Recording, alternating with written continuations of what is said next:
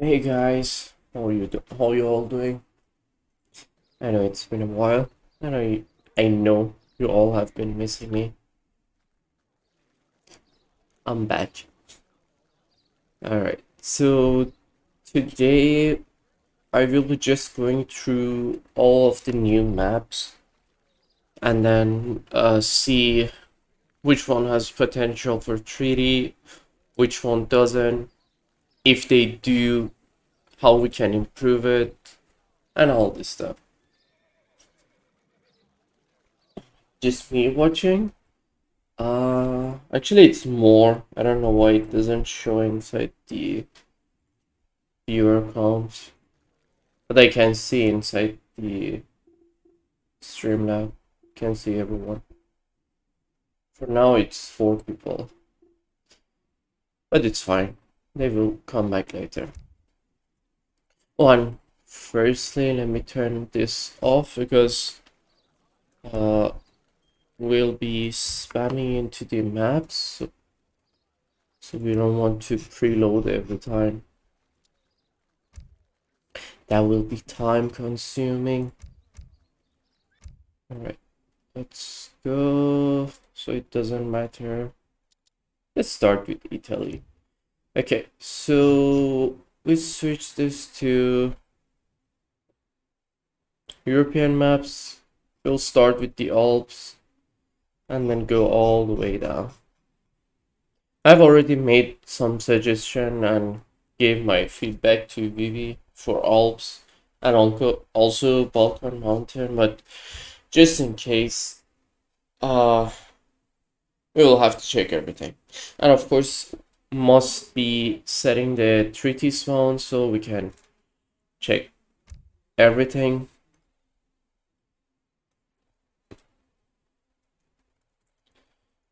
Let me. I need the cheat code copied, so I will be just copy pasting that for the maps.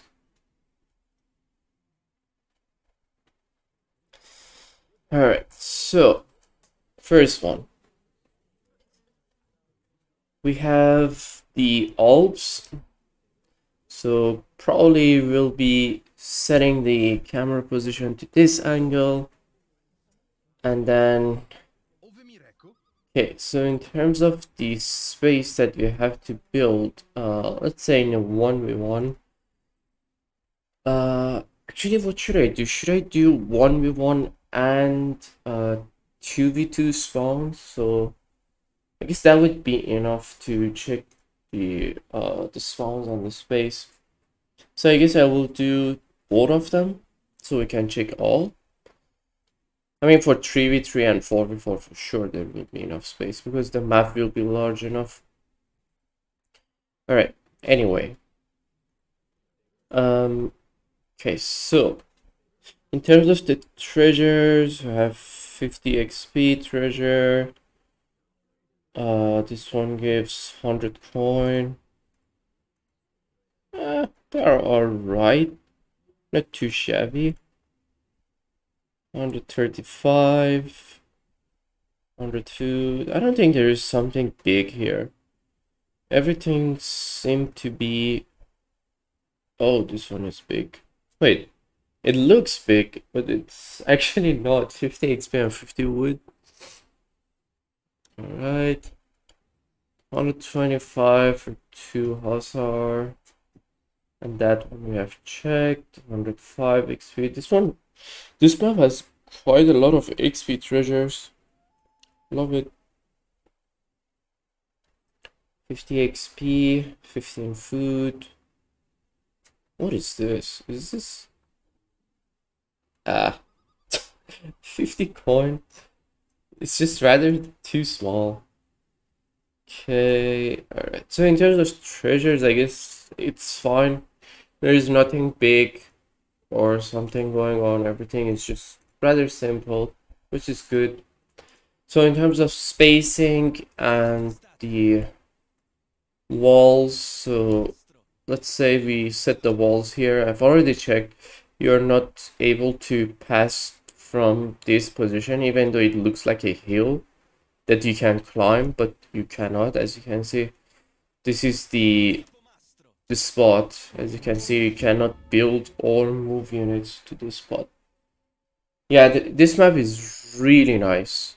I will give the reasons why it opens so much ideas and game style.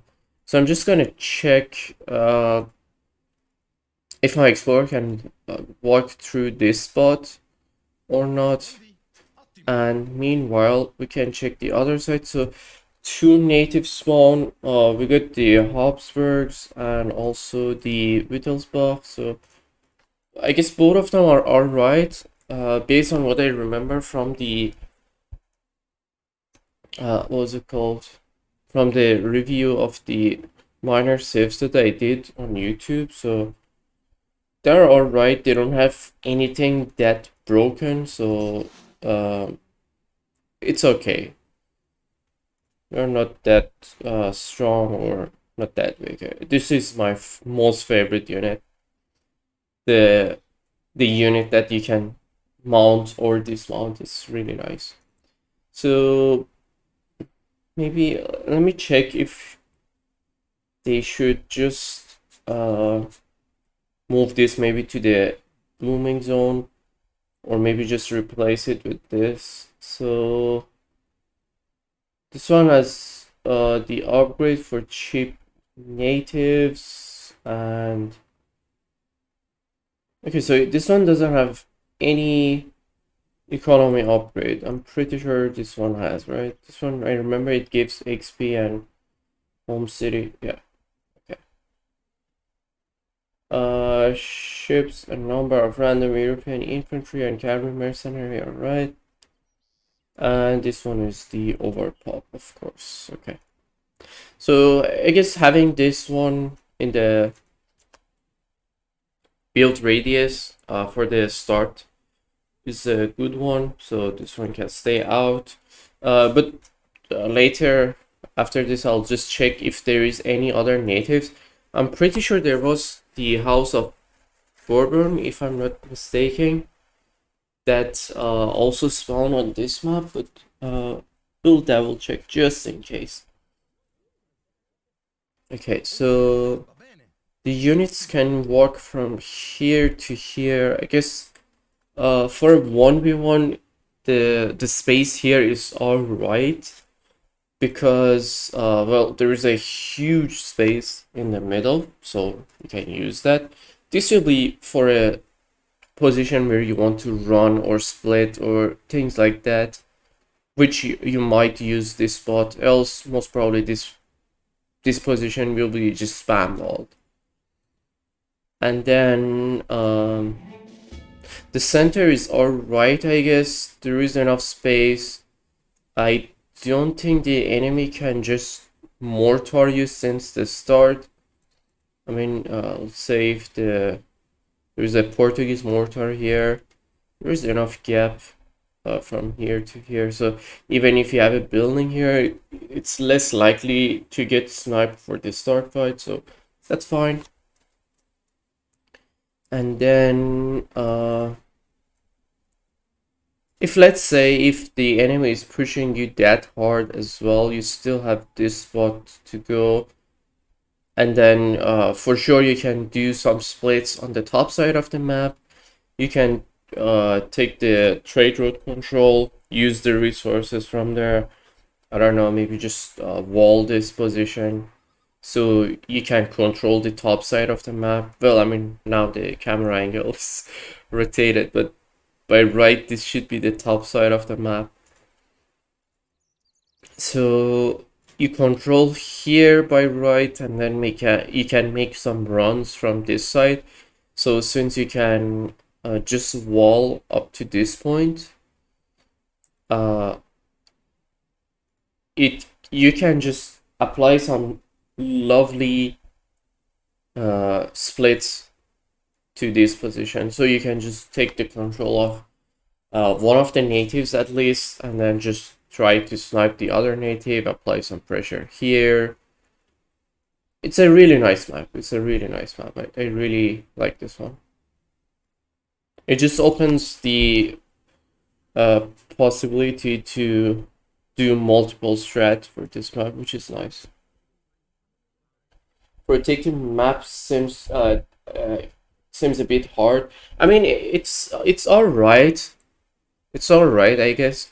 I mean, just consider like Andes. You have a huge spot that you have to cover, except for the what is it called? The natives that only have to choke. The rest is just wide open. But for this case, I guess you can just spam wall here for the start at least. I mean, if you're just not that aggressive, just wall here, and then wall here, and also wall here, and then try to focus a heads-up fight here. And then just slowly start to wall these areas, or just make military buildings here so you can have some control over that side.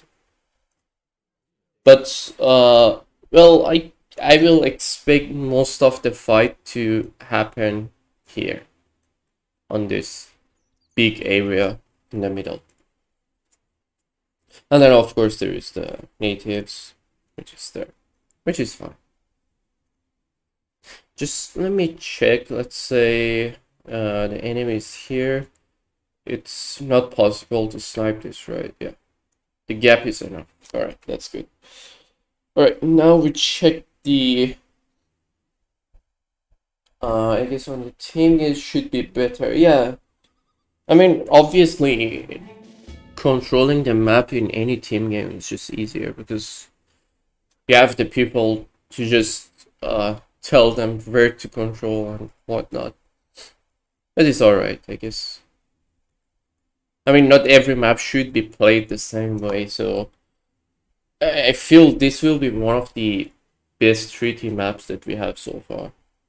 Just because of the map, I mean, just because you can apply different strats on it, you can steal enemies' natives, you can apply pressure here, you can apply pressure here, you can do a heads-up fight, you can split 3 sides. So it's really nice. It's a really nice map. I love this. Okay, I wanted to check the resources. So in terms of trees, do we have enough trees? So these are 300 trees. It looks enough. I don't know, maybe not. Does this look enough though? I don't feel so, to be honest. Maybe it needs more trees. Oh, actually, never mind. I mean, there are trees all the way to the end, so it should be enough. I don't think there will be any tree issues or wood issues on this map. How about here? Do we have trees? So there are just some trees on this spot, not much. Are these condensed? Yeah, this one looks condensed. This one is not. This one is like 3. Yeah. Is it 3 or 4? I think it's 3. Oh, never mind, it's 4.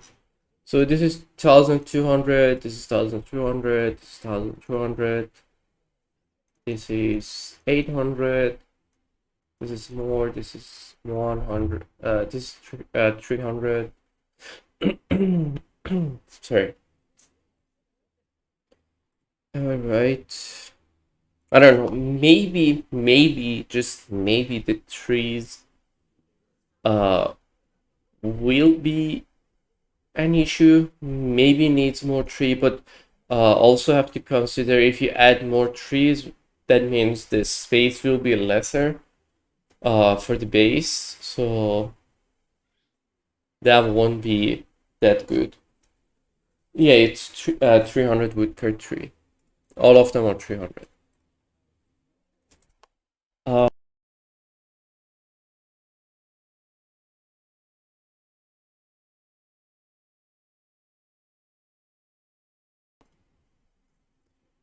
Okay.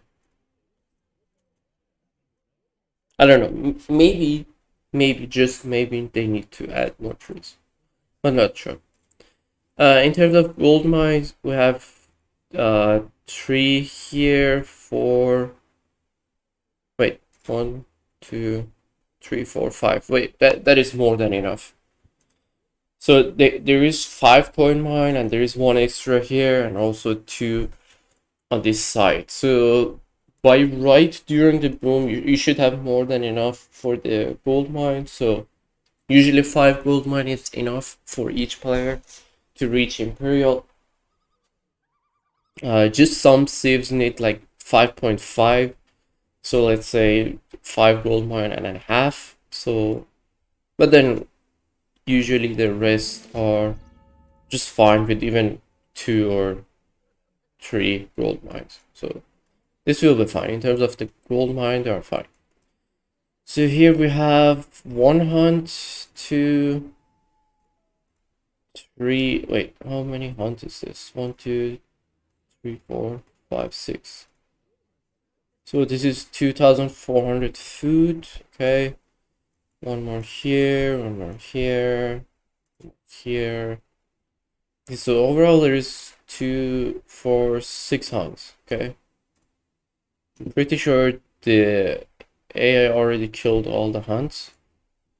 So I suppose there is even hunt on both sides. So, and also there is one extra hunt here. Maybe just I don't know, maybe just move one of these hunts to here. It would be better. So because most likely you will be having one TC here, since there's like 3 gold mine. And for sure you for sure you will need to transition the villagers to hunt at some point during the boom.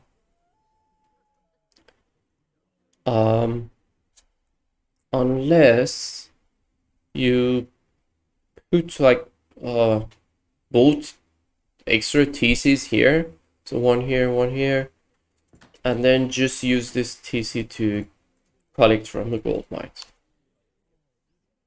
I mean, it's doable, not a big problem, but I feel just moving one hunt to here is ideal. It would be nice. Other than that, I don't see any other issues, to be honest. So do the mines actually spawn at the same location? I doubt it. But in any case, everyone will have this 6 gold mine on their side, so that will be totally fine. So once again, regarding the trees, I feel they might need more trees, but I would suggest to not add more trees to these areas. So if they want to add more trees, just add it here to this spot. So just make this spot more condensed, I guess, for the trees. I mean, even for Sweden, they should have enough space for the torps. Let's see. 1, 2, 3, 4, 5, 6, 7, 8, 9, 10, 11, 12, 13, 14, 15. I'm pretty sure they can fill it in, so it doesn't matter. It's not like every map needs to be perfect for Sweden, so I mean, still they have more than enough trees, so that should be fine. And for the civs that need to chop, it should be fine to have the trees here, so it would be fine. But even China, yeah, that's why I feel. I mean, let's say for the case of Euro or Kodonashani, they need this space. You cannot fill the space with trees. So it's best to just place the trees here instead. And also one more thing to consider, these natives, they cost coin and food. Well, most of them, I guess. Yeah. So both of them cost coin and food here. And just the mountain trooper cost wood. The rest just cost coin and food. So that will be fine, I guess. But yeah, just a bit more tree here would be enough. And also one hunt moving to here, that would be summing up for the 1v1 spawn. Now let's check the 2v2 spawn quickly. Yeah, dram. Okay, so now let's say we have 4 players, which means 2v2. And let's check.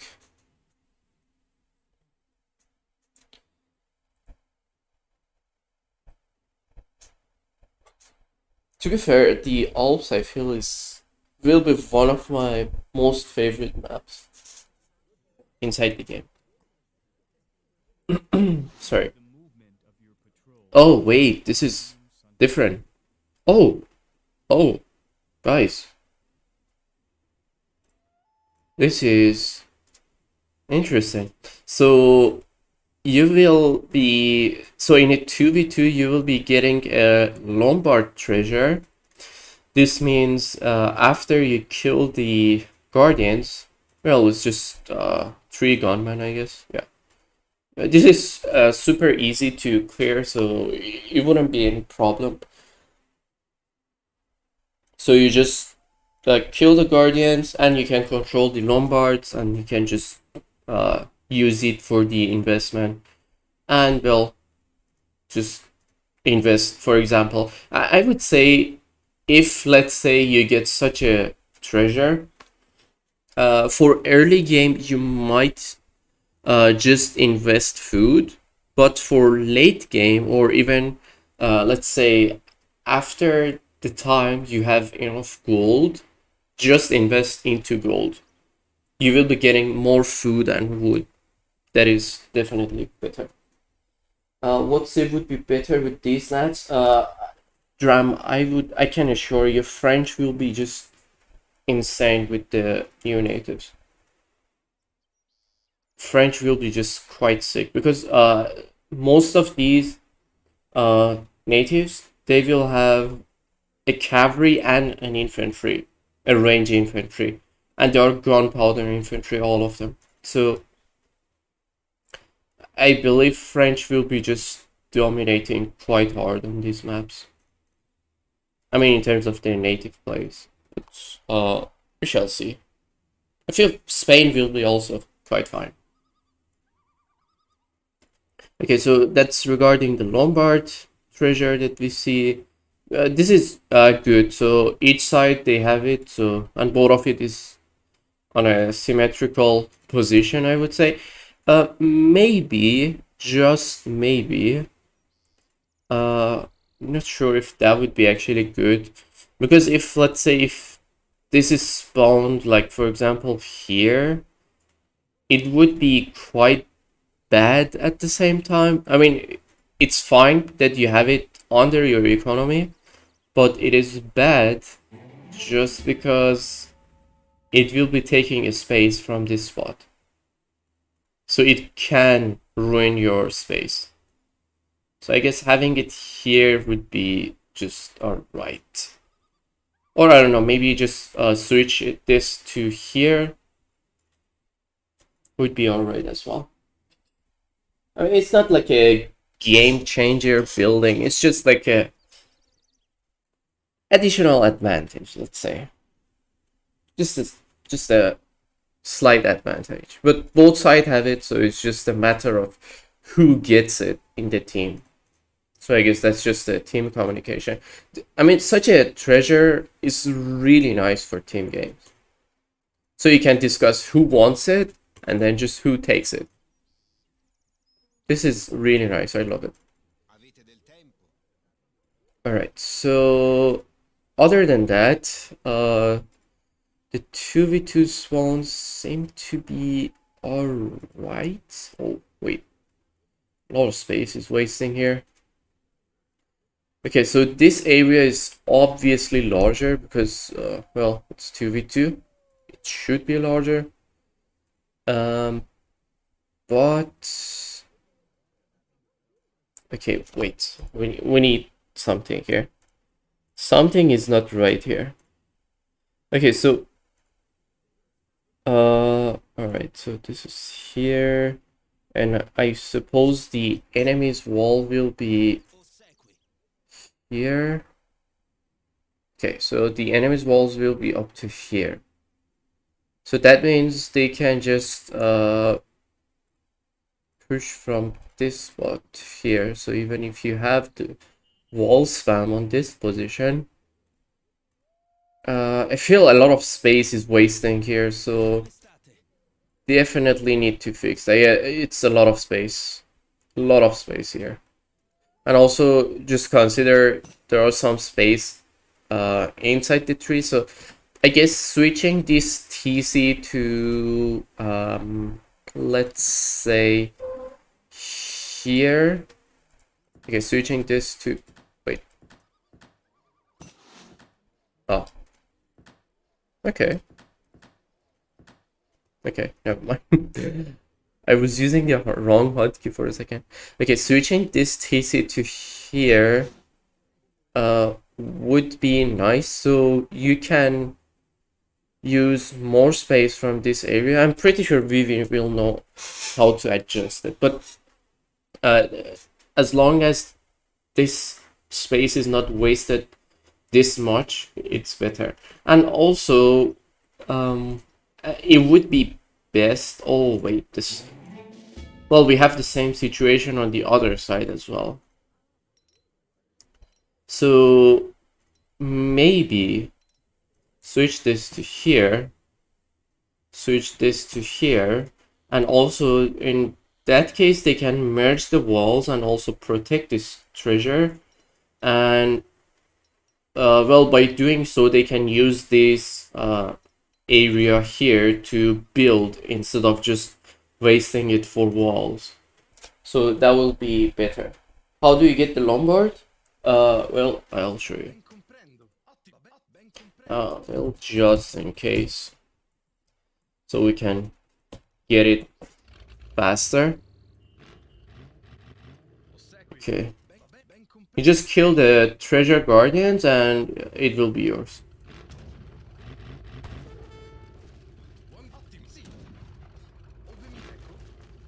Wait, this Tok doesn't do any damage to that. Never mind. I'll just melee it. Such a useless fuck. Alright. And also, after you capture it, the enemy units can just destroy it. So it can be destroyed with a mortar. I mean, just consider this is a building that you have. So it will be just like that. Yep. Yeah, they can. Okay. Alright. So after you kill the last treasure, you capture it, or your ally capture it. As you can see, it's still for no one. So it is for no one up to the time you capture it. After you capture it, it will be yours. So as you can see, you can set it to hotkey and, well, stuff like that. Wait, actually, one thing, let me see if there is hotkey for this, because apparently it doesn't look like it. Okay, I need to build a Lombard and see. Okay, now I can. Okay. Oh, alright, so this one has a hotkey, but this one doesn't. Alright. So I will just address this, so they will add, probably add the hotkey for the treasure Lombard as well. And does this count toward your... Oh, that's it. That is nice, actually. So let's say if you're playing with Italians, if you get this treasure, it doesn't count toward your Lombard build limit, which is nice. That is really nice. Okay, so you're clear about that, and I will address the hotkey. Hopefully they will implement it before the release. And also, just in case for the Lombards, you can train any mercenary that there is inside the map from the Lombards as well. So if you train this, they will just spawn from here. This is basically the Italian tavern, so just consider that. Alright, look at this stupid AI. Alright, so they just need the space from both sides, definitely. Okay, so it is going up to... Wait, this is not AI, this is my... my ally, never mind. Okay, so this one is fine. The space here is fine. The central gap is also alright. So yeah, just need the initial TC to be positioned in a way that there is space. I mean, there won't be wasted space on here and also here. And also in a way that you can merge the walls basically together. So you can use the space at the back without walling it. Other than that, everything else should be alright in terms of the resources, the haunts. I mean, now there is even more trees that you can use. So maybe again just add more trees here on this area. I mean, let's say if later the TCs get closer, probably an area of like this will be open. So maybe add more trees here, or even add even add trees here, so it would make this area more interesting to control. So let's say if there is a civ that requires wood, they should be controlling this area more often. Yeah, I think that would be also a really nice thing to add for the map. So basically it gives more value to this area of the map. But of course, in addition to that, they still need the extra wood on this spot. I don't say for this spot because if you add too much wood here, then closing it will be quite annoying. And also if you add wood here, the space will be reduced. So I guess the best way to add the wood for the 2v2 at least is here, and also this area here. Okay, guess everything else is all right. Just in case, I guess for this map I also need to check the 3v3 spawn.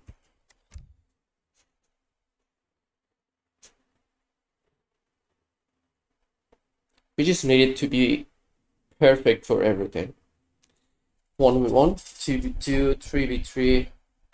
Usually even the 3v3s are alright, the 4v4 will be alright as well by default. So that will be okay. Alright.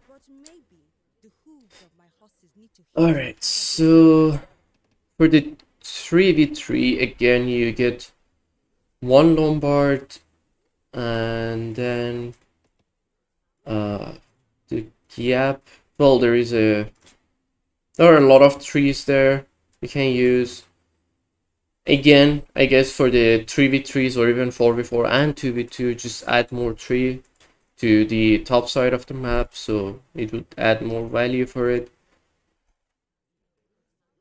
And then you can capture this, you can capture this, you can get the Lombard.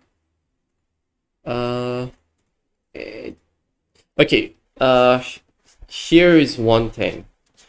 Now that I see and think about it, I feel this Lombard treasure should be moved to a spot like here, just somewhere towards the back of the base, because let's say if later you want to set up a base here, you have this Lombard uh, just wasting the space almost here, so you won't be able to set military buildings, you cannot wall properly and all this stuff. Just consider, I mean, the gap between these two buildings is not much, so I guess just moving this towards the back is better. Just my personal opinion about it. Alright, so regarding the space again, oh god. Well, we have one issue here. So let's say we set the walls like this, and then we will be having military building here. Okay, so let's say for the case of 3v3, I don't think everyone should be fighting in the middle regardless, because I mean the space is not big, so let's say I am the top player, I should be playing on the top side of the map, so I will be setting some buildings here and lining up the units here toward the center of the top side. Okay, that would make sense actually. Okay. So probably 2 players will be fighting here, and then 1 player can split to the bottom side or just can wall the bottom side. So considering that, in terms of the space, should this be alright, I guess? I'm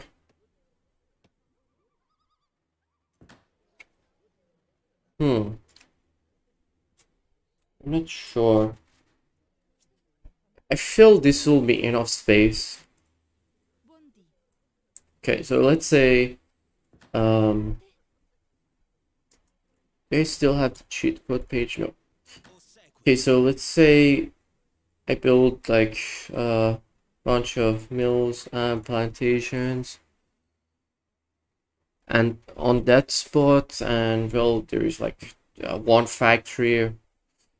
Okay, wait, let's just consider the biggest space consuming save, which is going to be Euro. So let's say you have that, and probably, okay, let's say you have it here, there is a wonder going up here, so that will be getting like, okay, let's say 1, 2, 3, 4.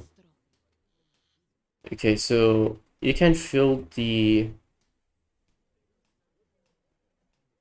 okay, how many more I can fill?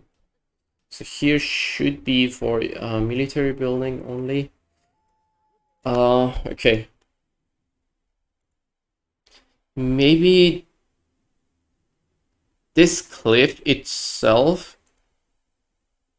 needs to be, oh wait, no, actually it's fine, because if you make it smaller, then that means the enemy can just snipe the buildings over the wall, over the cliff, sorry.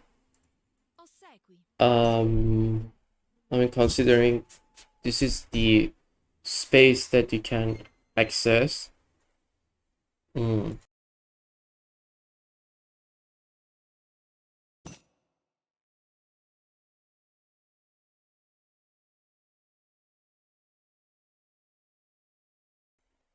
Okay, so I don't know if that's a wise choice to give this area, I mean, just let's say if this is like half to this spot, and then enemy is just clearly open to go here, and let's say if they build a mortar there, I don't think they can snipe it that easily.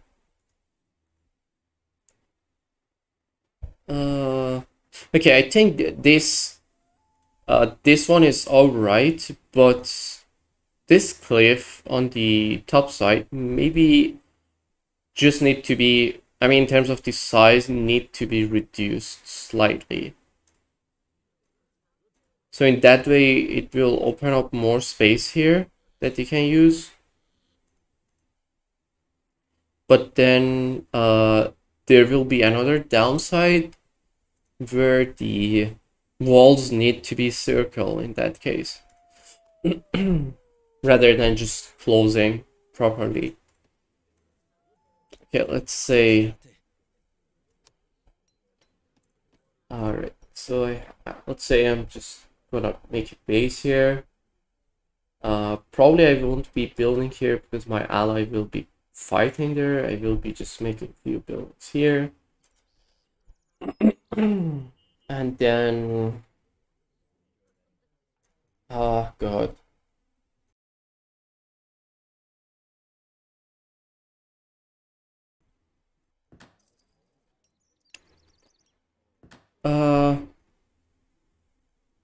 I guess the space should be alright. Now that I think about it, because obviously not everyone will be just taking all the space inside the map. So you probably will have more space to spare for your ally if they need the space. So that will be fine. But for sure... Oh god. Can you shut up while I'm talking? Okay. So probably need more trees on this area, as I've said. But clearly not in the middle of the zone. So maybe just here in the corner, just add more trees on these areas, because most probably two players in a 3v3 or a 4v4, two players will be fighting here against each other. So they definitely need the space here. I mean, these trees are fine. These trees, these gold mine, the hunts, they're fine. Just leave them be. But need more trees here in the corner. And this central gap is just really huge. Okay, so yeah, I guess just that, and also just switch the Lombard to somewhere like here or here. I mean this Lombard treasure. So it won't be wasting the space, or if that's just a headache, just leave it be. Alright. And I guess that would be all for this map. That was I mean, that's a really nice map, to be honest. Not gonna lie. Really like it. Okay, next we have this map, Anatolia. I've played one game on this map. It looks nice for 1v1, to be honest. But in a team game, I haven't checked the spawns yet, so have to check it. Wait. Oh. The time I played it, the spawn was at the middle, but this time it seemed like the spawn is at the side. Interesting. So we have the House of Honor, which is totally fine to have for treaty, not a big deal.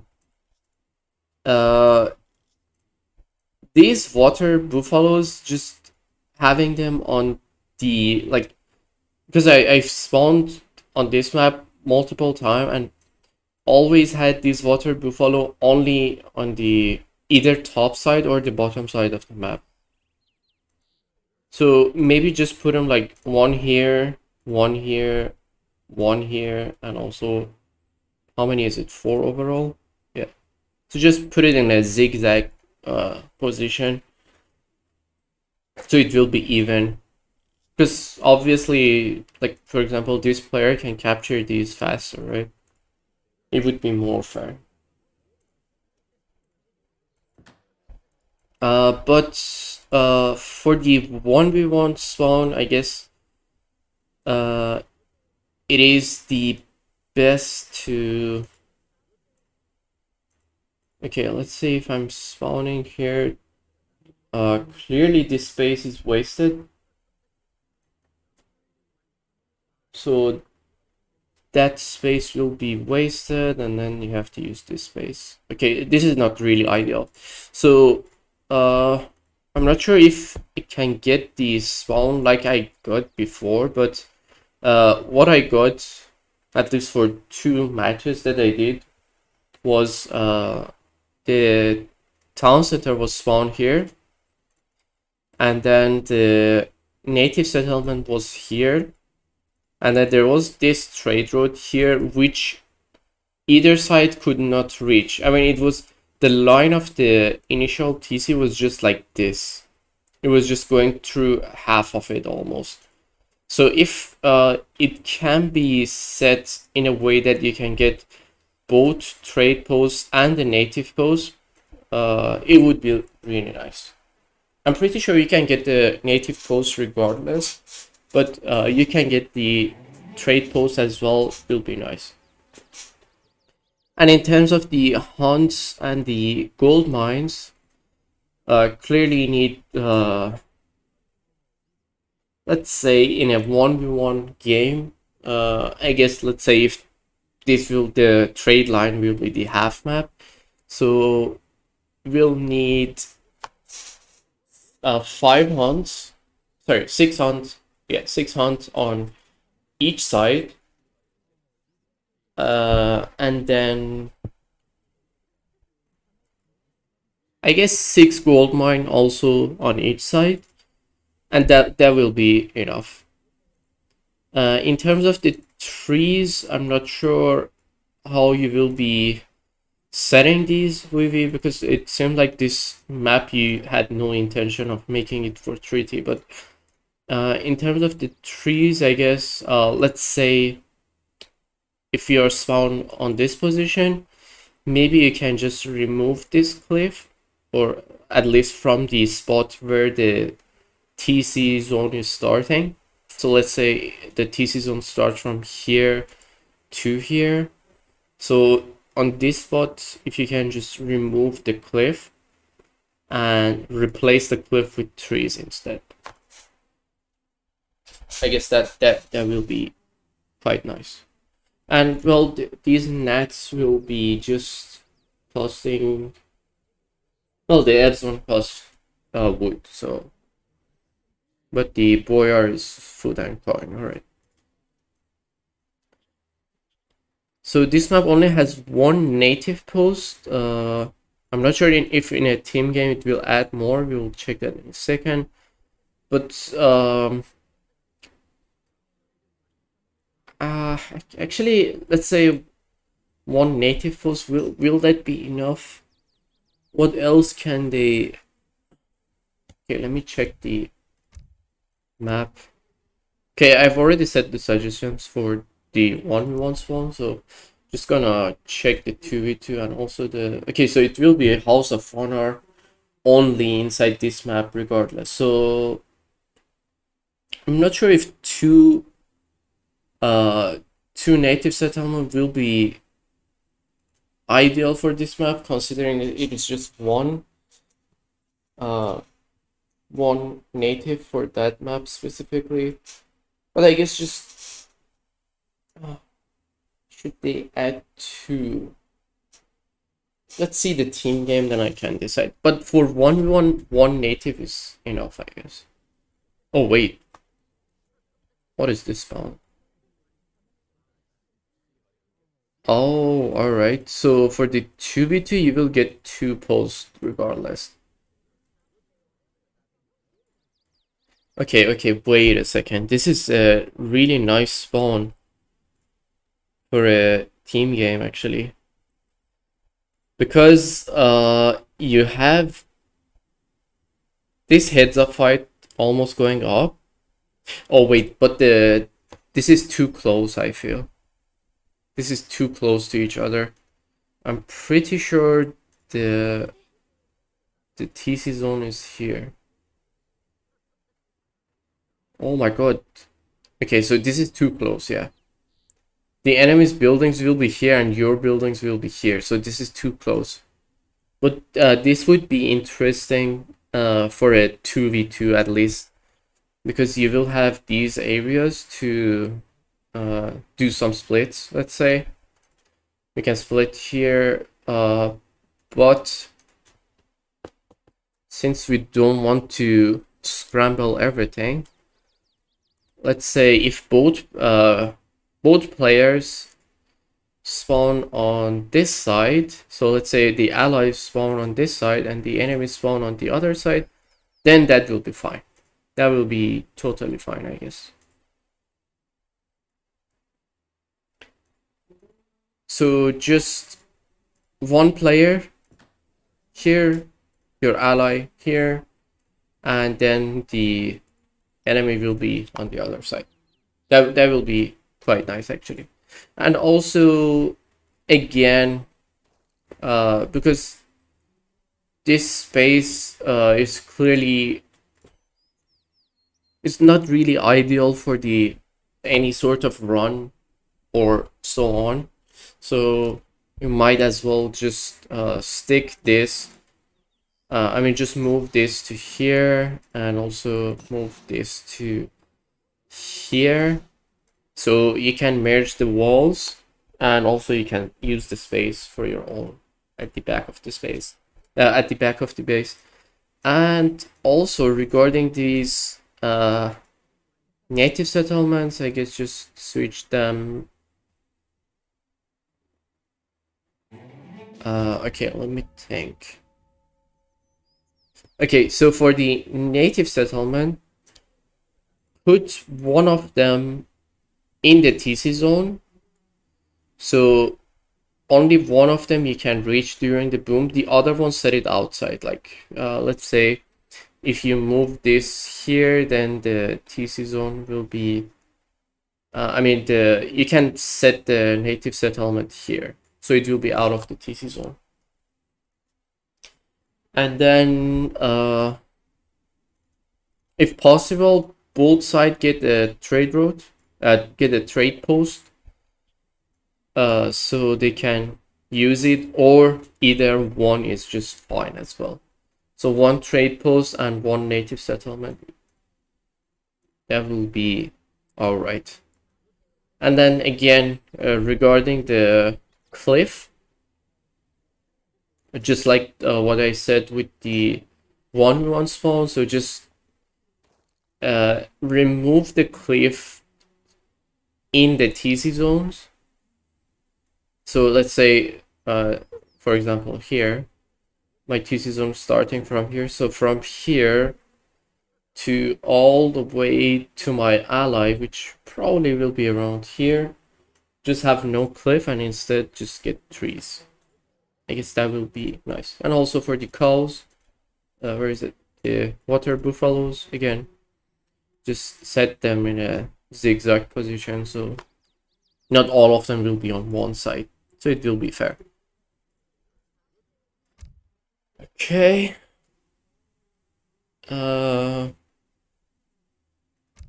Pretty sure that 3v3 and 4v4 spawn will be more or less the same, just because of the map layout. So now we will move on to the next map.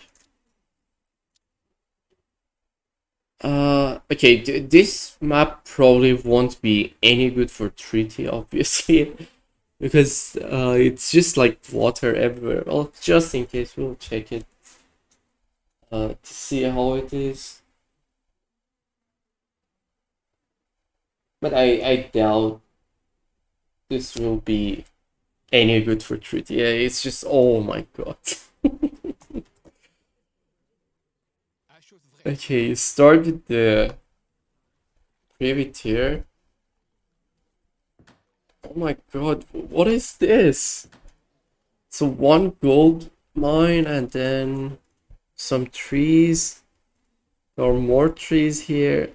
Holy shit, how are you even supposed to build a ship on this map?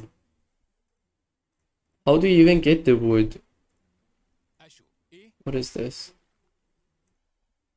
This is an interesting map, to be honest.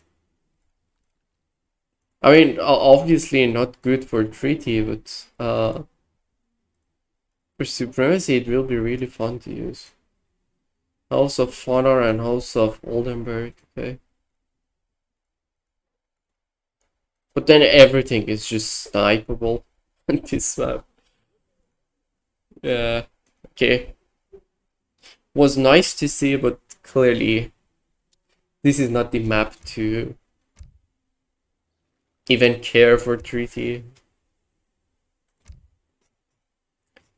But it was a really nice map. I believe that map will be just full water. I don't think you will have to do anything else on this map to prepare. Give me a second, I grab a drink.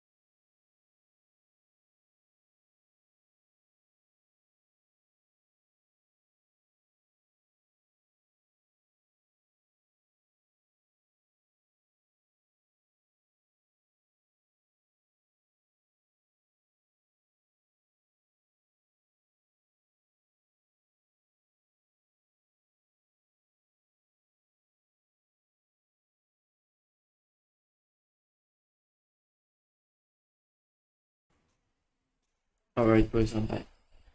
Okay, so next we have the Balkan mountain map. I've played 2 games on this map. I think I've uploaded one of the games I played on this map on YouTube as well. The map is really nice, actually. I believe it was made for treaty, for sure. So as you can see, all the trees are at the back. So in terms of the hunts, there is 1, 2, 3, 4, 5, 6. There are some random hunts here. 7 and yeah. Well, that's just a 7 big hunt, and then there are just small of these ebex. So that is fine. And in terms of gold mine, 1, 2, 3, 4, 5, and 6. So there is enough hunt and gold mine on each side, so that is totally fine. We have the House of Habsburg, just like what we had with inside the Alps in terms of the natives. So we have the House of Habsburg and also the House of Honor. So both of these nats are right for treaty. Both of the nats are reachable during the treaty time. You can get 1 trade post. I believe these 2 trade posts are different. So let's say if you upgrade your trade post, it won't be upgrading for your ally, which is nice. I mean, obviously, sorry, it won't be upgrading for your enemy. Sorry, that was my mistake. Which is nice. So everyone will be having their own upgrade. Oh my god, look at this. Deserted skirmisher. The way they hold the gun is kind of cool though. Interesting. Okay, so I don't think there is any fancy treasures here. Not here.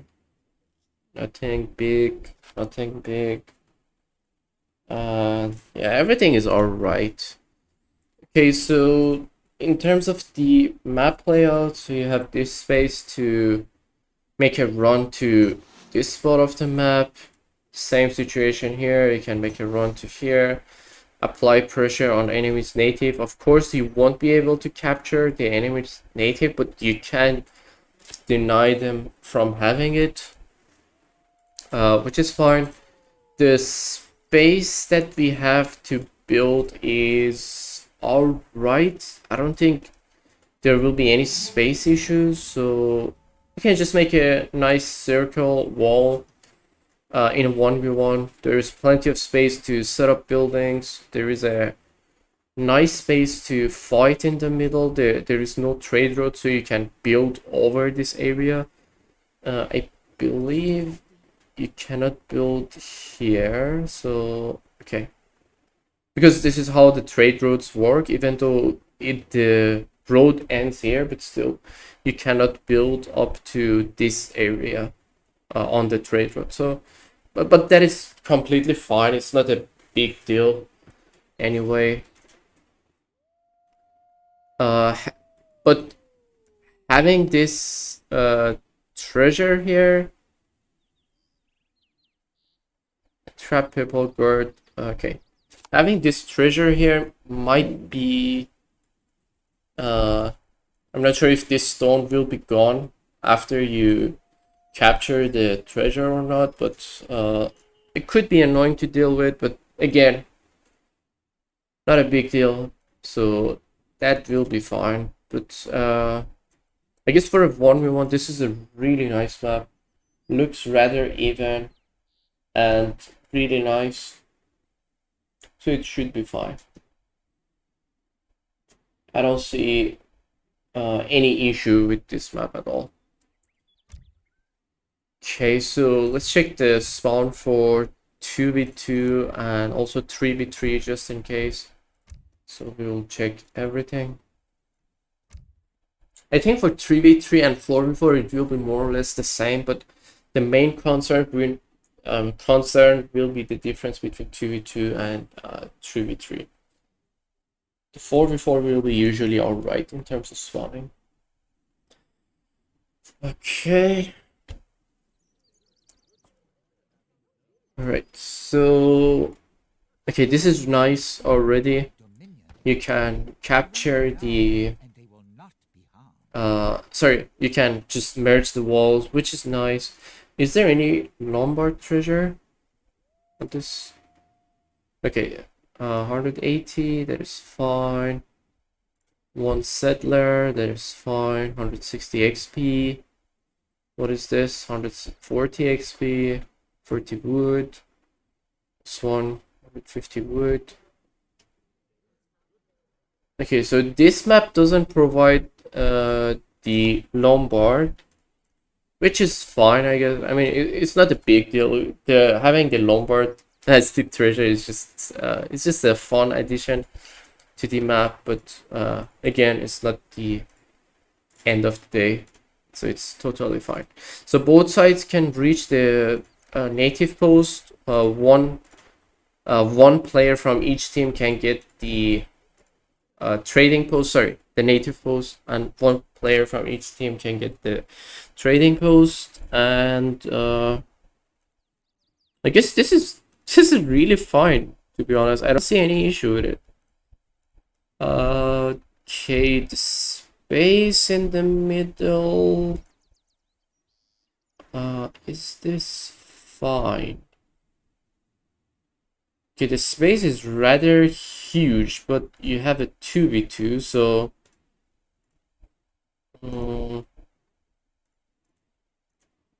actually this is fine. This is totally fine.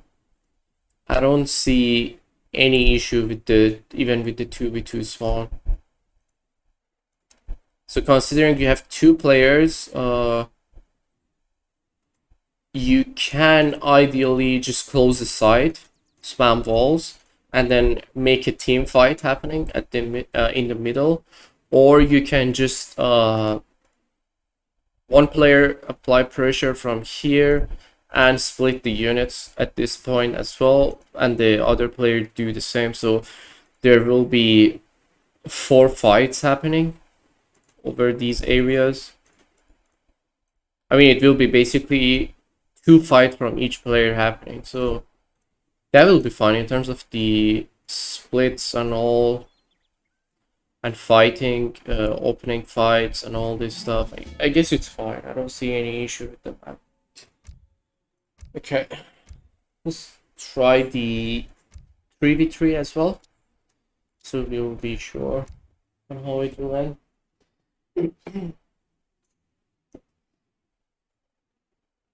Hi Kirio, how you doing? Is in the game, that's the French werewolf fantasy. Yeah, I've heard someone else mentioning that as well. I mean, I know it's like a fairy tale, but it's really nice to have it. I mean, it's just like how to say, like these are the cultures and like the taboos that they believe back then. So why not have them in the game as well? I mean, it's a really nice addition to the game, I feel. It's really nice to see, for sure. Okay, now the 3v3 spawn. Okay, so we have this space here.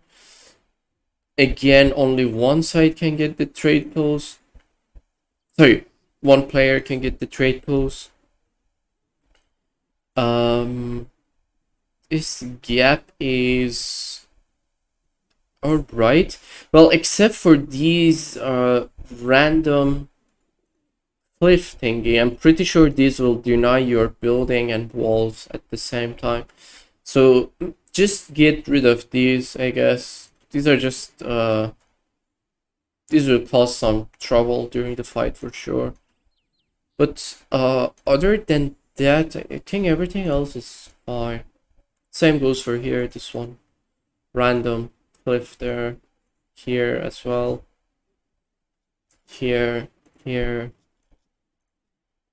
other than that, I feel everything else is just alright. I don't see any problem with 3v3 spawn as well. Okay.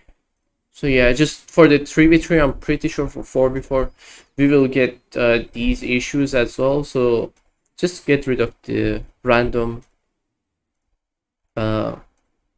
cliffs. In terms of space, it's alright, I guess. Is this one too back? I don't think so. This one is just alright. There is enough space to set up eco and everything is just nice to have. Yeah, this map is really nice in terms of the I mean, I don't see any issue with it, so everything is just perfect. Nice. So just to sum it up, just for the 3v3 and possibly 4v4s, get rid of the random cliffs. Thanks in advance, Vivi. Love you.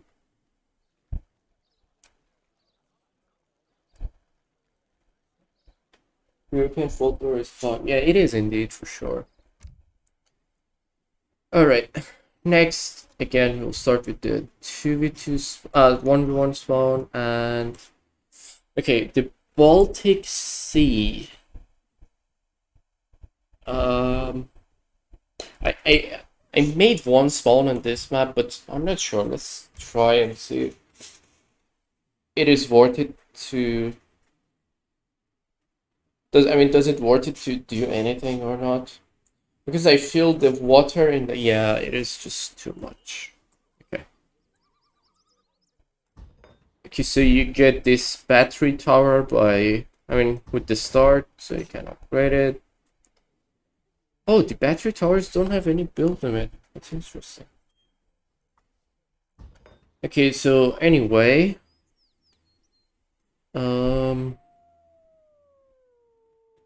I don't think this is a good map for treaty in terms of the layout, but for supremacy this is a really nice map, to be honest. I mean, you can apply the land pressure to your enemy from the side. This side you cannot do anything, and meanwhile we can also use the warship to, for example, deploy units here and then just apply pressure to your enemy base and do some raids and all. It's really nice. Okay, I finished doing the laundry stuff. What else? Portuguese will be amazing on this, or yeah, it is. They will be for sure. Yeah, this map is really nice for the civs that can do water booming, I believe. There is whale and there is enough fish, I guess, for a 1v1 at least. This is a really nice map for supremacy, but not so much for the treaty. So I don't think I will be even checking the... Well, at least we can check the natives. So we have the House of Wittelsbach and also the House of... Wait, this is Wittelsbach. Oh, it's just two House of Wittelsbach, okay. Interesting. Oh, mine? Plastic Galleon will be really useful. Yeah, 100%. You can just... in fact, you can just ship one galleon or even just train one galleon and just go to the other side. Considering you have the water control, you can just cause so much trouble for your enemy. And then later on, just train a monitor or something, just snipe enemies building slowly. Even if they have the land control, the water is just too huge. Alright, next, Black Forest. Okay, this is one of the maps that I would love to have 3D games on it. Not gonna lie. I feel this map will be super fun for 3D. What I mean, multi will be good as well, just because they will be able to defend it from the cannon. Yeah, for sure the fixed gun will be handy, but just consider that the what is it called?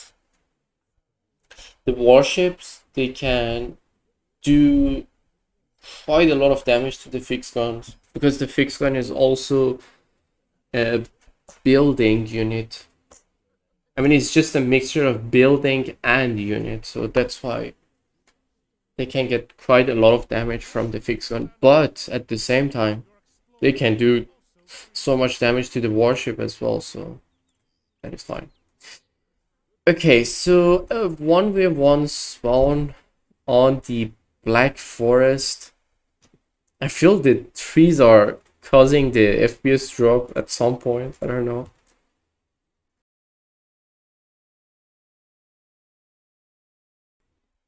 Yeah, exactly. Okay, so okay, the FPS is dropping at some point of the map when you see like there are too many trees, but it's really a nice map. It's a really nice map.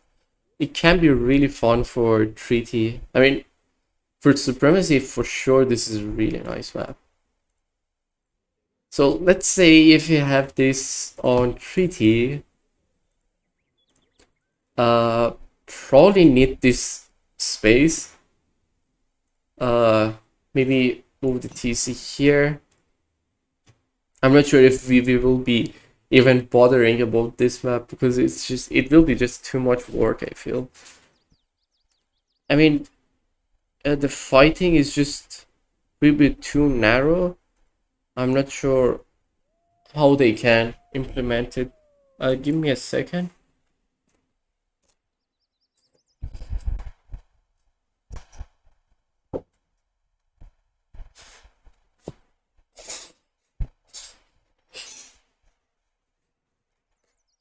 Alright, I'm back. Sorry. Okay. What was I saying? Yeah, the fighting area is not really huge, but I mean that as well can be, I don't know, maybe let's just ignore the map for now. But for sure I will play a treaty map or so on this map. Treaty game, sorry. A treaty game on this map. It will be really fun, I feel. Maybe if there was like more roads, it would be also nice because obviously you won't be able to chop these trees like uh as fast as possible. Probably it will take quite a long time to chop trees. But for sure it will be fun. But let's say for the case of a 1v1 that we have with this spawn, I don't think there is any fixed spawn or anything for the treaties at least for this map, but the space is rather alright.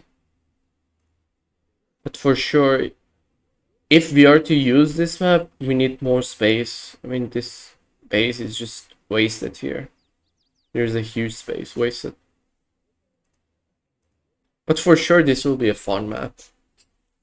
Well, Vivi, if at some point you were bored and you wanted to adjust this map for treaty, just hit me up and I will come up with solution for sure. But I feel this will be really fun. It will be really fun. So just gonna skip this map as well. For the 2v2 and 3v3 spawn. Yeah, it's Ramos. It's really nice. It's a really fun map, I feel. They're determined to put Black Forest in every game. I mean, it's a really nice map. I mean, don't get me wrong, the Black Forest map is a really nice map. I've played it on AOE 4 and also AOE 2 as well. It's a fun map. Okay. Next we have the Bohemia. Just gonna change my civ to multis just to be different.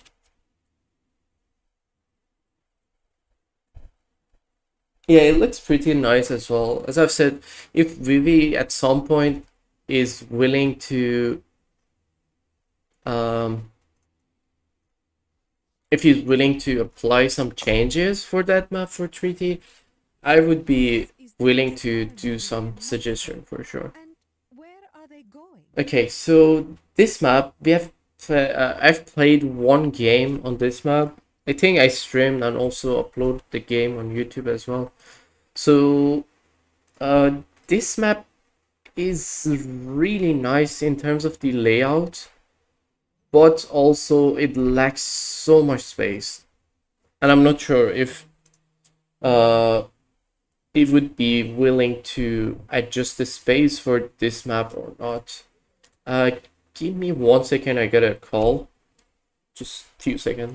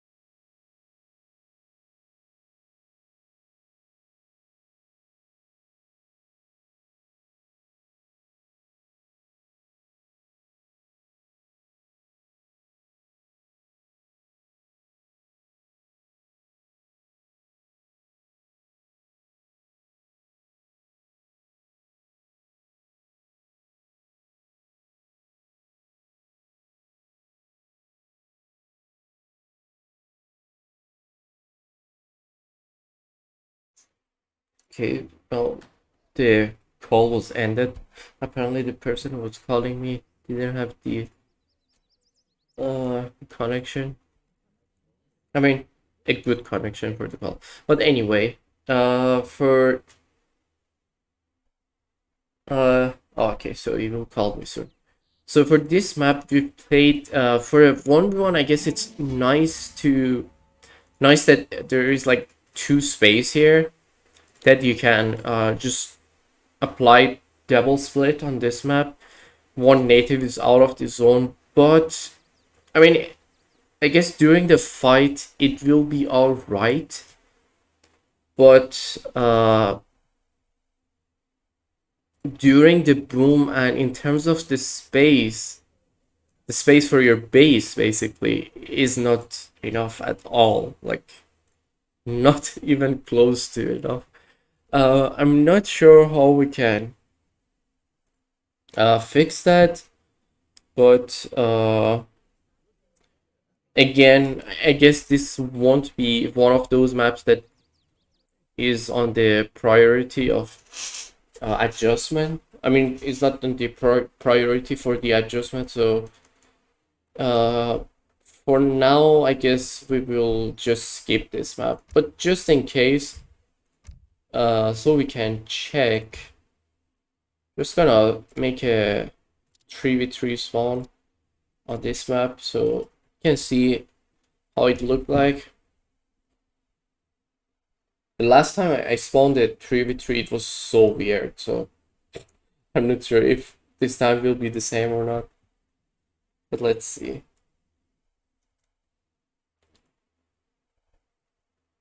Don't you love this map, Ramos? Okay, so Your last effort disgraced the spirits. Alright. Try harder this time. So for 3v3, two players spawn on well, let's say island, and then the other one will spawn here. They can control this. This space is open. I'm pretty sure if it is like 4v4, the fourth player will be spawning here, so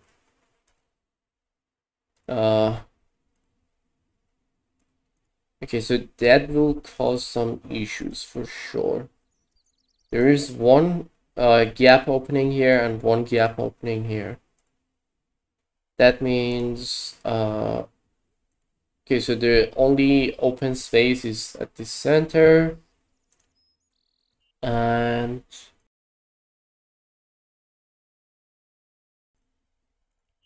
then I mean, obviously fighting on this spot, considering you can just build like fixed guns at the start on here, or even place mortars here, like, okay, never mind.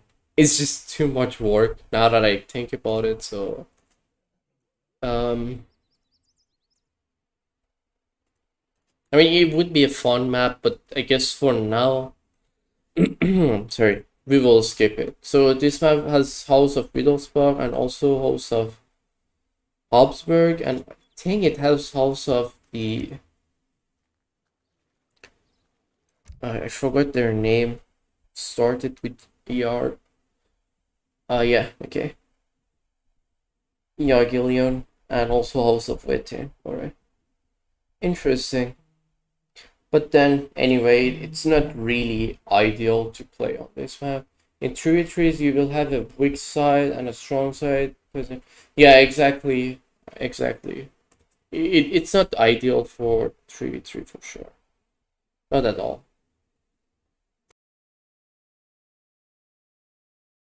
Give me a second.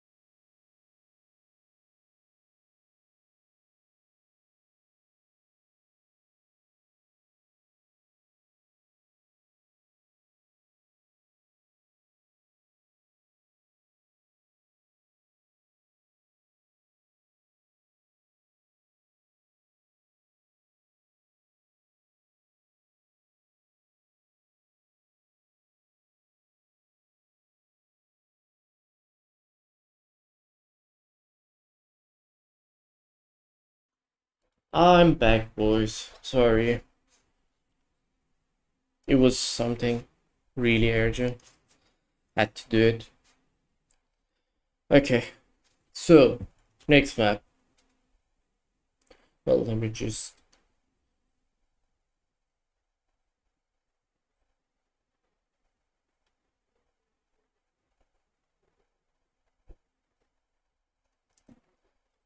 Okay.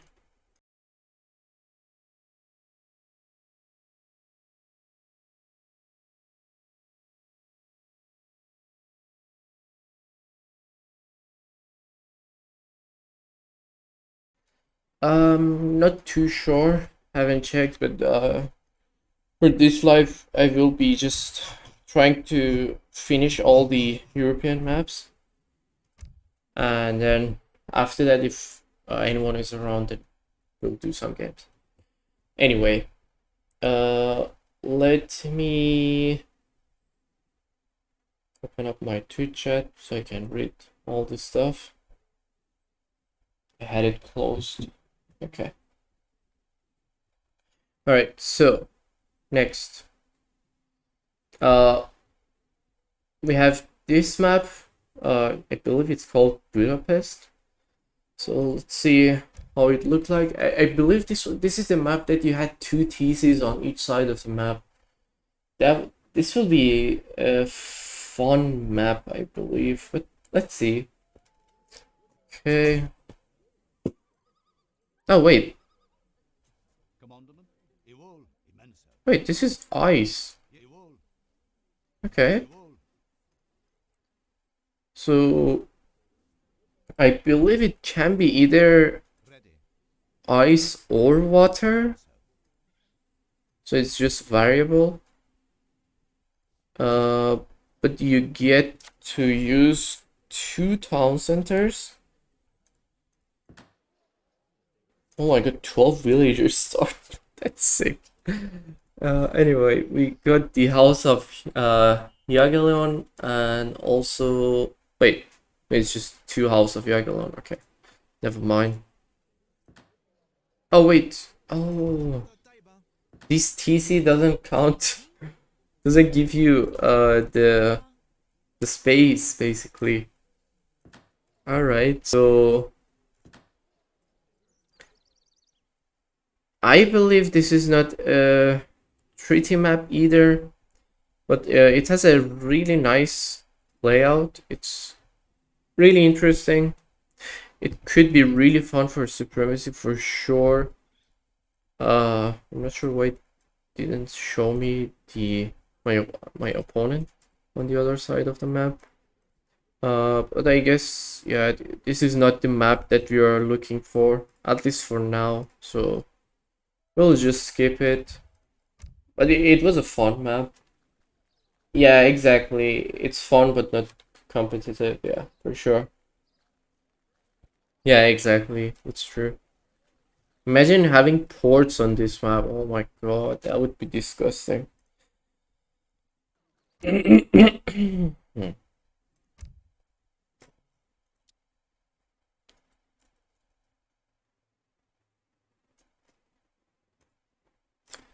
Alright, or autos, yeah, exactly. That would be quite sick. Oh my god, auto, imagine, yeah, true. It's like two, what is it called? Two town centers automatically generating settlers.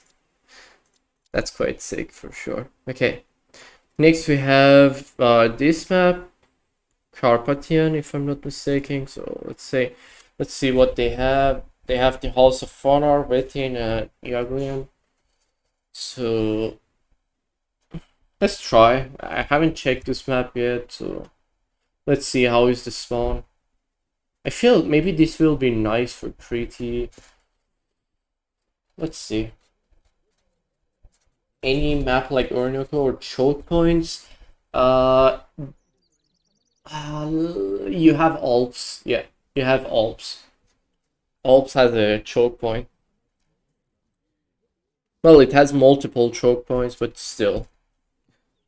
I I feel you can in a team game you can just play it like Orinoco for sure. Alright, this map. House of Vetin. Oh my god, House of Vetin is just such a sick house. With the super strong melee units. It's just really solid.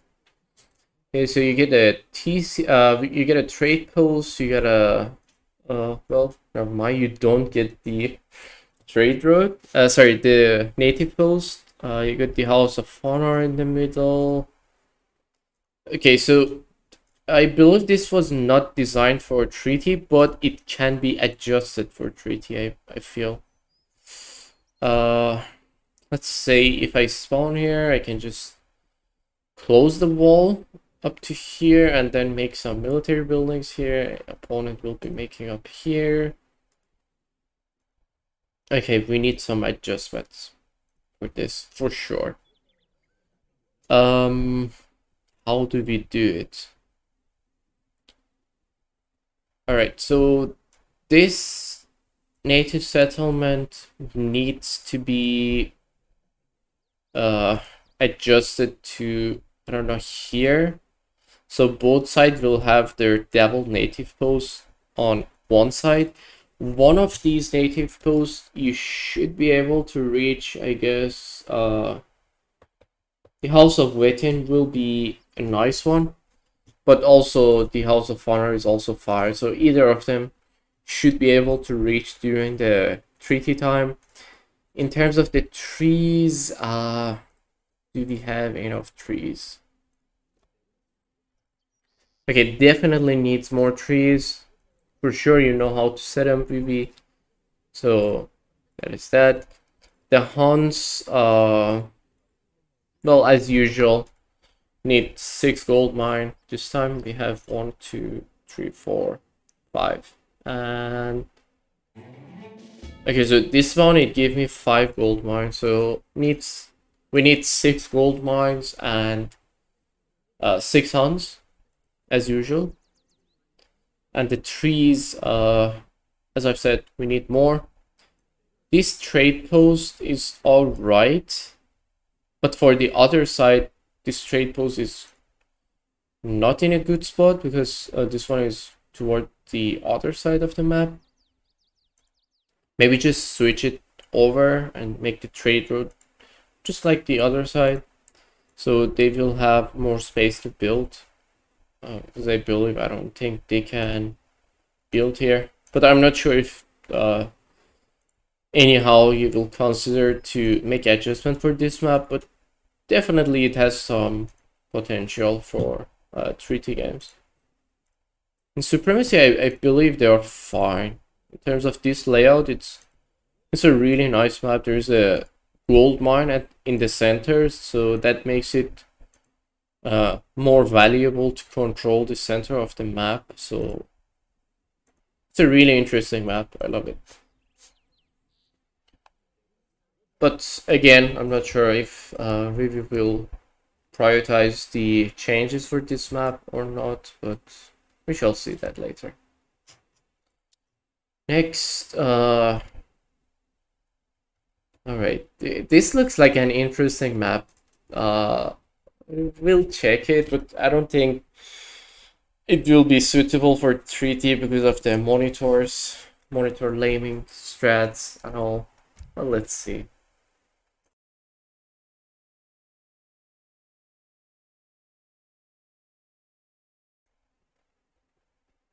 Yeah, exactly. Exactly, yeah.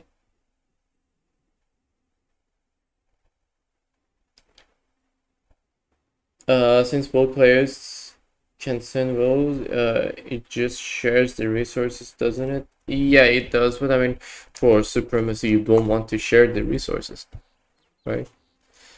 Okay, this map. Yeah, as I've said, this is not the map that you want to play a treaty on, just because of the well, I mean, in terms of space, you might be able to just fill everything in, but this is map like Caribbean. I feel it's really large water map. It has so many whales, so many water resources, and Yeah, it's not really ideal to play this map on treaty. But in Supremacy, for sure, this will be an interesting map. I mean, of course, it's just like Caribbean. You have to use and force water control to be able to reach to the other side. Even though you got a thingy, so you can use it, so that will be nice. Oh, this guy can also use the fish and whale. That's nice. Interesting. Okay. Well, again, this won't be that nice for treaty, but for supremacy, it could be a fun map.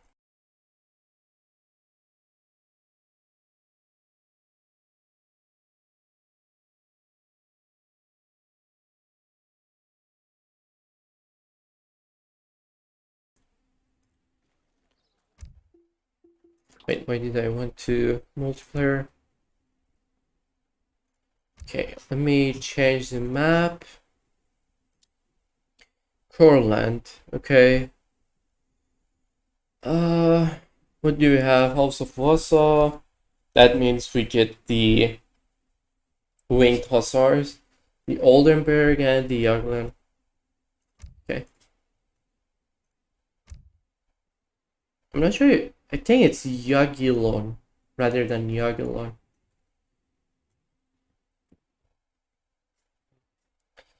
It looks kind of bad. Yeah, indeed. Indeed. As a Russian maid, I'm not sure to be willing to play supremacy on these either. Oh, for sure. All right. Next. Okay. So I believe you cannot build on the ice, so that means this map is not also suitable for treaty, so we are not gonna bother about it. But for supremacy or even deathmatch, I feel this will be a nice map, so you can just set up quickly here or even go here, take a net control.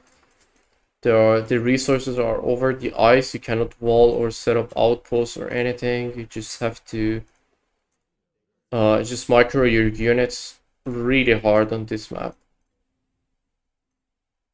Could be a fun map again for supremacy and deathmatch, but again, not really ideal for treaty. There are a bunch of treasures, House of Wettin and Jagiellon, and also House of Vasa, as you saw inside the maps. But again, not an ideal map, so we'll just skip it for now. Next, we have the Danish Straits. So I think I checked this map before. I believe I checked this while I was making the minor civilization videos. I'm not sure, maybe it was a different map. I don't remember the name exactly. How many good treaty maps are there so far? I would say 2 good treaty maps, but also 2 with the potential to be good for treaty map. For treaty games. Haven't checked the rest yet, so have to be patient. Okay. What is this though? Is this just a random rock? I don't think you can do anything with it.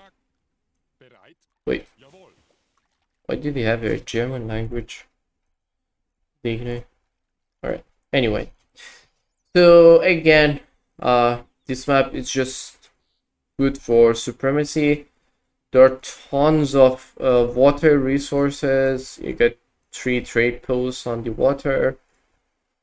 Oh my god, this map has the House of Honor for... Oh god, imagine if you could play treaty on this map.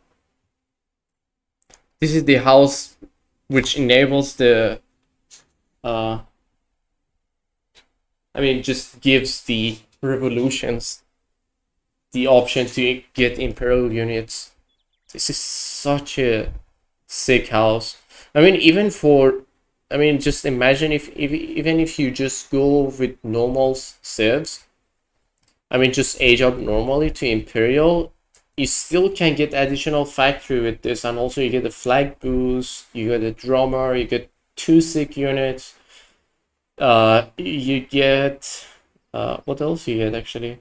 You get this where you can get additional card to be sent, which is nice. This House of Honor is just such a sick house to have. I feel this is the most broken minor civilization in the game. In terms of I'm not sure how they would do in supremacy because the unit and the techs are rather expensive, but in treaty, oof, man, they're just such a sick minor civilization. Alright, so again, this is not the map that we are looking for in treaty games, just because the map is just, there's just too many water.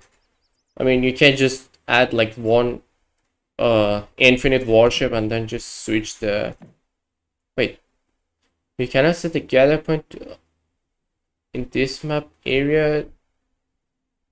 That is, wait, what? Wait, maybe because I don't have it scouted. Okay, it should be, oh, okay. Even though I have the cheat on, but still it doesn't let me to use this because it acts like I don't have the area scouted. So I mean, you can just switch this water shipment point to the anywhere in the water. You can even set it here and then just spawn warship here and then just ruin your enemy's life. I believe you can do the same with the oh my god, imagine you play supremacy, scout this area, switch your water shipment point to this area, spawn a galleon. I mean, just add a galleon card inside your deck, spawn a galleon, and then just train units to here. Oh my god, that would be pretty annoying to deal with, to be honest, not gonna lie. I would be pissed. Alright, never mind.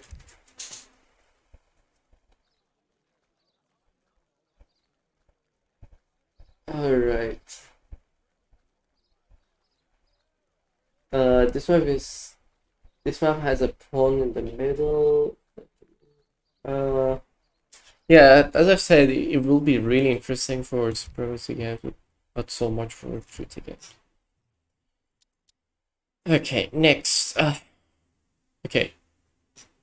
How many we have checked so far? 2, 4, 6, 8, 10, 12. Okay. We are not even halfway through. Oh my god, it's 30 maps. We are on the 13th at the moment. Okay, Dnieper Blessing. I suppose I read that correctly. House of Honor, Jagiellon, Wassa, and Oldenburg. Okay. Let's see how this look like.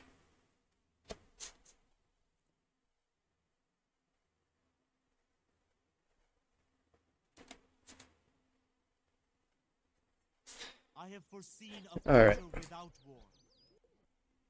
Here, I will fight to preserve. Okay, so what do we have here? Oh, you get these windmills. Okay, nice. This is right. This is a really nice treasure. So you again, this is a treasure where you have to kill the guardians, and after that you can capture it, and it will give you 1 food per second trickle. And both sides have it, so it's a fair map, completely even. I believe you can build dock, but let's say if Vivi just give us a good time and disable the dock, that would be really nice. Because other than that, I feel we can use the map definitely. I mean, the gap between the two players is enough. Maybe just do adjustment to this river so we can use this space instead. So what can we get? We can get a trade post. The native settlement is rather far. So maybe switch this to here. So we have one native settlement for each player. That would be really nice. And you can get I mean, if it is a team game, you can decide who do you want the resource trickle go to, so that player will capture it. But other than that, I don't feel the map is that bad. It's alright. Probably need a lot of adjustment, but definitely has the potential to be a good map for treaty. Interesting. I like this map. Yeah, definitely like it. Alright, let's move on to the next map. Alright, so where were we? Now we move on to this, England. This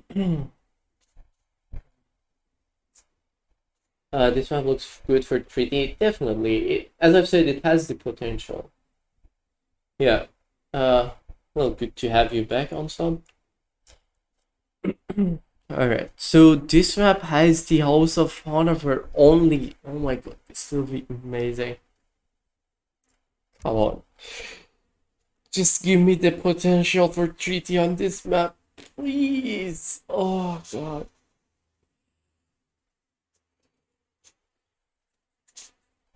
I mean, not gonna lie, having the House of Hanover in the treaty games, I feel it would just break the game. Just because some of the civilizations, such as South African Revolt, such as California Revolt, you will just get too much economy and scaling. So it's not really healthy. But other than that, it will be really fun. Let me gather this. I want to see if I can build a dock here. I feel I should be, because this is water. Oh, I cannot. Okay. I believe since it's a... Oh, I can build it here. Okay, so that's a problem there. That's 100% problem there. And then obviously you can build the dock here. Okay, let's see if I can switch the shipment point to this spot. I can't. No, I can't. Alright. But anyway, I don't think this will be a good map for treaty just because of the water that we have here. I mean, this water is alright. That one is rather far. You can, if this river didn't exist, you could just set the well, your valuable buildings here, so it would be far from the water. And then of course we have the House of Hanover. Oh my god, such a, like, this is amazing. Like, I love this. Even though I know it will be like game breaking if it just find a way into treaty, but it's really fun to have it. There's so many insane features. And balancing it, I would say, is just too much headache. I feel this map is almost, not exactly, but almost the same as the what was the map? Oh my god, I forgot the name. There was an Asian map. Okay, well, we saw that there is no potential, but that map is definitely nice for supremacy.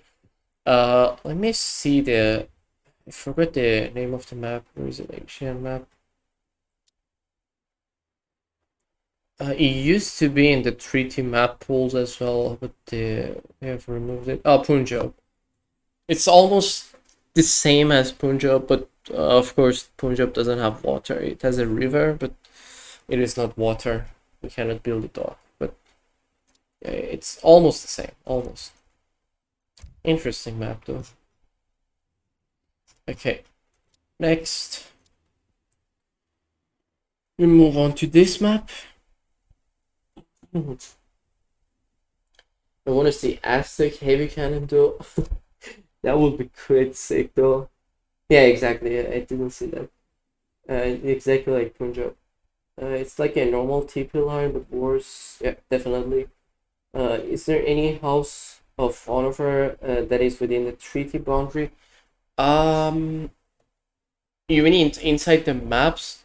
I feel they are, but there is no map that is suitable for treaty and has the House of Honor, which I get why. I mean, it's just definitely game breaking. Okay, next.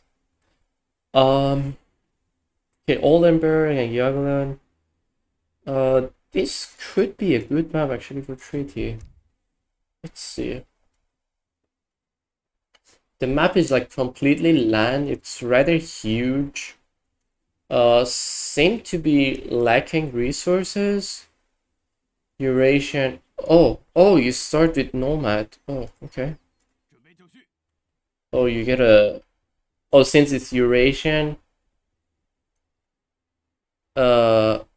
Wait, Eurasia or something like that, if I'm not mistaken. So you get to build the town center with your explorer. You have enough wood, and then the rest is just scouting, I guess.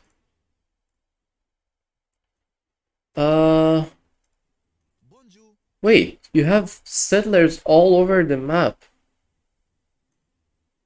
Yeah, it's a lost map. Yeah. Well, I mean, almost like a lost map, but because you already have the 700 wood, so you can build. So your settlers are just splitting all around the map, so you can get the resources from everywhere. There are enough resources everywhere on the map, I believe. This could be a good treaty map, to be honest, not gonna lie. There are enough trees, enough resources.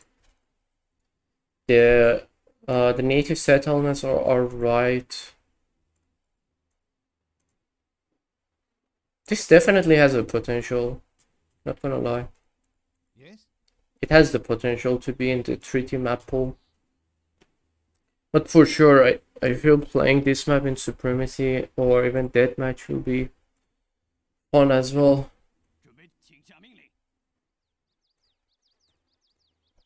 Interesting map, to be honest.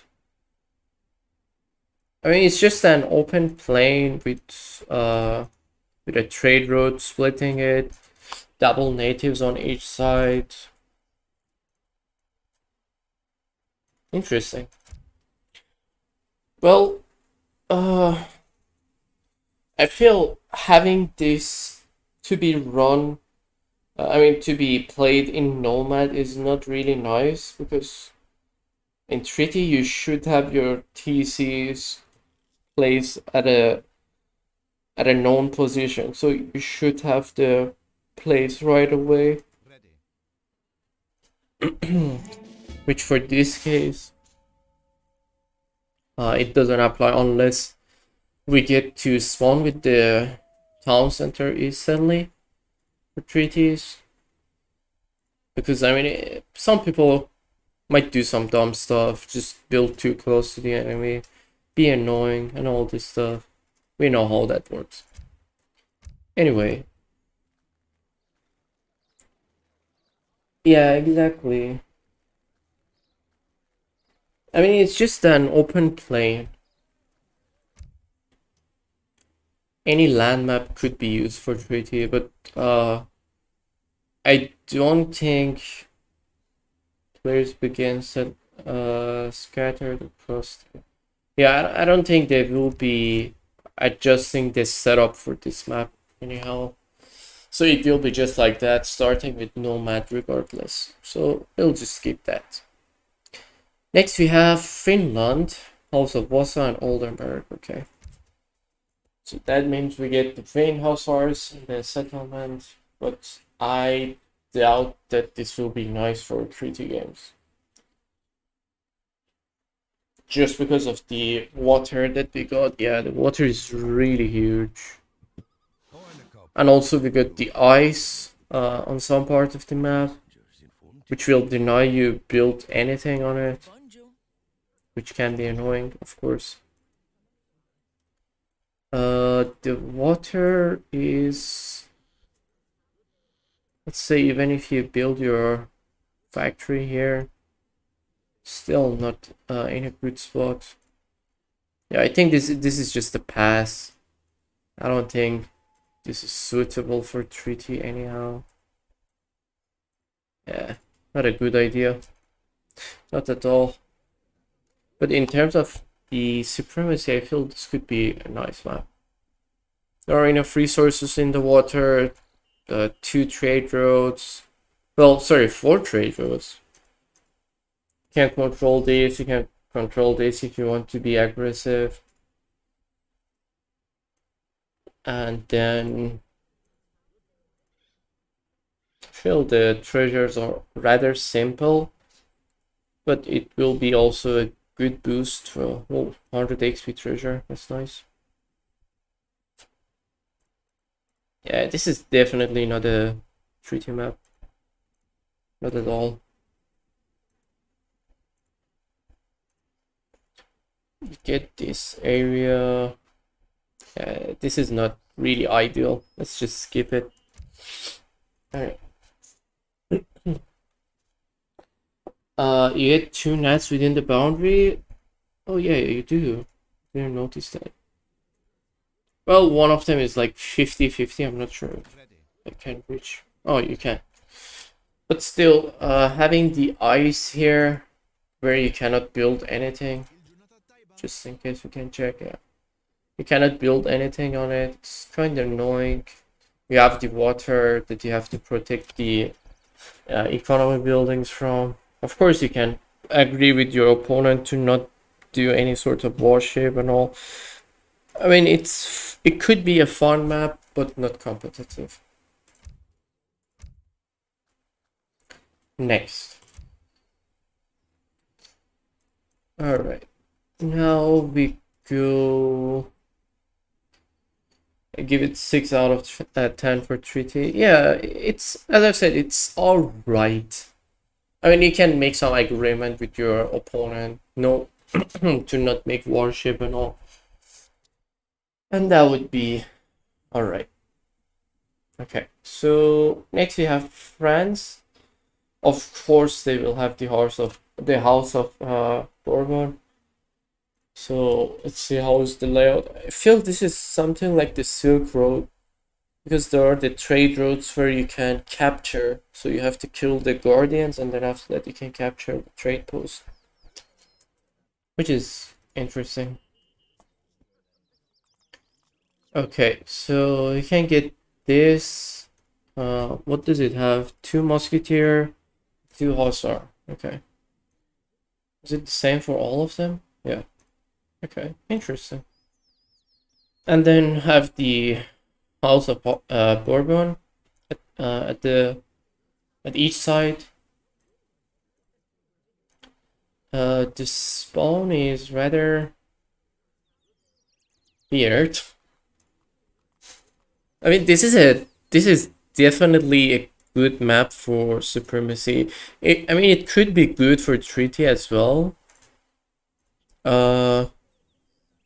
I mean, just need to adjust the town center to the middle, so it won't be cutting off with the trade route.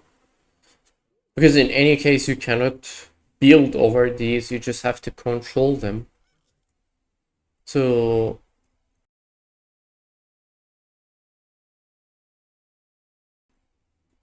I guess that will be interesting. It could be really nice for FFA as well, this map.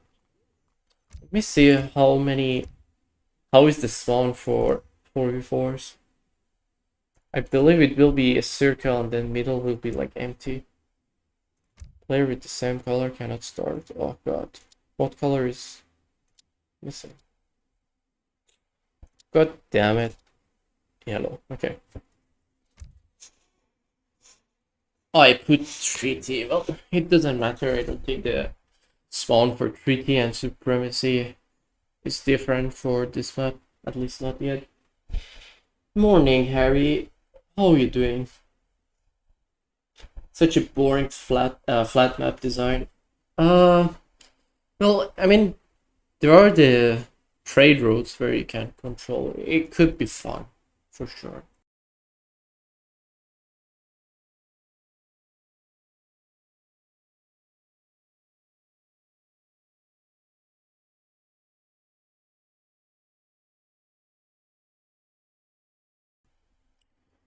Champion of the world. Sorry. Okay, so how will it look like in a 4v4? Holy, this is a huge map. Okay, so I guess the 4v4 is rather interesting. Again, I mean, this is not the map that you want for treaty. Wait, there is a house treasure. You can kill that and capture. You get 10 population. That's interesting. What is this? What does this give? A trap healer. Okay, there is a healer. Wait, do we have any more of those? Oh my god, this is such a big treasure. 250 XP. Anything else interesting we have?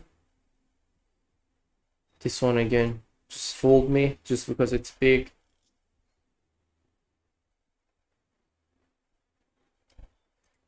All right. Yeah, this is definitely a good supremacy map. I mean, you get to, of course, for the team games, not for the solo, because for the solo supremacy, I guess it takes ages until you can get rid of these guardians and you can control. But it has a really nice central point on this map where you can just control and cause so much trouble for your opponent. Pretty sure you can build up to here, yeah. It's rather aggressive. Okay, one last thing to try. I want to test the FFA as well. Okay, FFA. This will be nice, I guess. This will be definitely nice. 4.5 out of 10 for treaty. Definitely. Yeah, it's really basic. It's super simple. To be honest, after we got the diplomacy option, I might be playing some FFAs more often. It will be fun. I like this map the last time we played. It is a good map. Okay. Okay, it should be a circle, yeah. So the trade posts that you can capture are all at the center. There is one native here, one here, and one here. Yeah, it's a really nice map for FFA, to be honest. Yeah, it's definitely a nice map.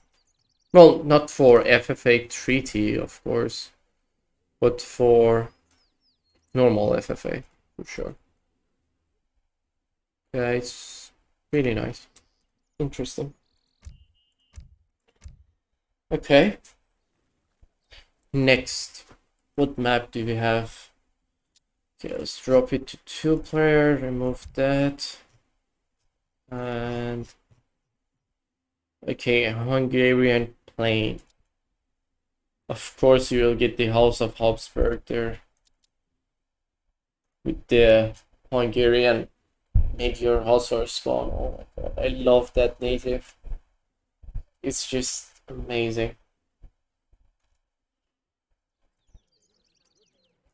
Alright, so this map.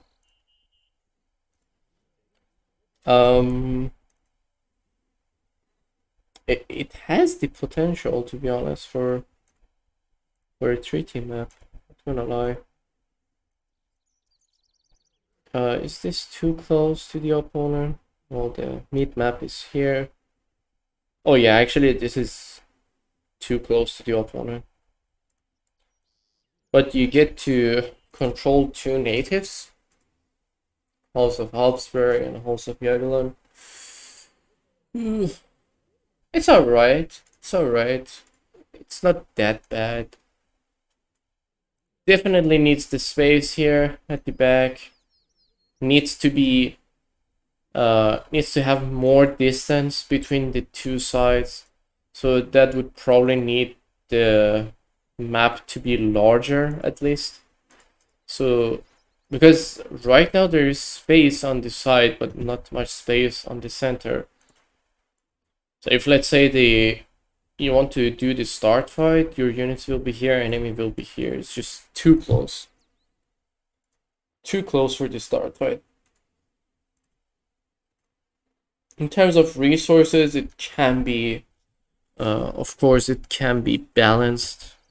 Even now it's alright, but it can be better for sure. Need more gold mine, I guess. How many we have? 1, 2, 3, 4, 5, and oh yeah, that's a 5 gold mine, which this one is rather far, but it's alright.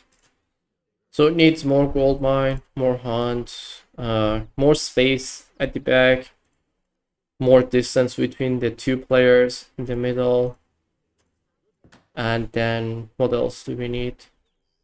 More trees, do we? Yeah, definitely needs more trees as well. But other than that, it's an interesting map.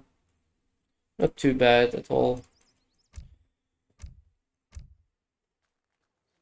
But clearly it wasn't designed for 3T. So sadly we have to skip that as well. At least you got to see it. House of Hanover on this map. Of course this won't be nice for 3T, but still we will check it. I did my... I think I did a live video on this map while I was checking the House of Hanover. It was not really ideal. It's something like Borneo, I feel, in terms of the layout. It would appear your men have abandoned their leader. Try 3v3 or 4v4 on that. Okay, I will try. I will try. So again, this map is not really suitable for 3T unless, okay, unless this area is closed. Same goes for here. But then for sure you can just switch the flag to the other side. But again, that's just agreement. You can agree to not build warship on the map. So I guess if that will be the case, then well, you're missing some space. Space might be the issue here. Here's one central water. Again, that won't be the problem if we agree to not build warship. And not sure how the fighting will go on since the map is circle completely. I guess just splitting to either side. But having the House of Hanover on for the only settlement for this map, I don't feel this will be healthy for 3D games at all. Yeah, the spacing is not really ideal at all. Okay, so you wanted to check the Hungarian plane on the 3v3 spawn. Okay, let's see. I think in 3v3, if I'm not mistaken, I did a cast for a supremacy game for 3v3 on this map. and there were cliffs on the map, but I'm not too sure. Let's see. I might be wrong. I feel that was the case. And also they get the Lombard treasure as well. Let's check. Oh wait, then this wasn't the map. This wasn't the map. Sorry, my bad. This wasn't the map. Okay, wait. So, damn. Well, for 3v3, I feel the space is enough. Have rather enough space between the players, but the space that you have here, look at this. Look how much space is wasted just because of this cliff. There's no way you can build over that. Yeah, it definitely needs more space. Probably just build this forward. I mean, move it forward to here, so you can control this. Move this also forward, so you will have more space. Replace the cliff with trees, I guess. I guess this is more or less like what we did with Gianna, the map that we had. Like right now, Gianna is really nice map for treaty. And then this one also comes forward a bit. More trees at the back. And then I guess that will be all for this map. But yeah, true, the 3v3 spawn is really nice for this map. Next we have Italy. Oh my god, actually this might be quite fun for treaty. I haven't checked the spawning for treaty to see how much space I got, but I've tried the map for just for the. Oh wait, in treaty you don't get the. Oh, you don't get the base anymore. You don't get the walls and all. Yeah.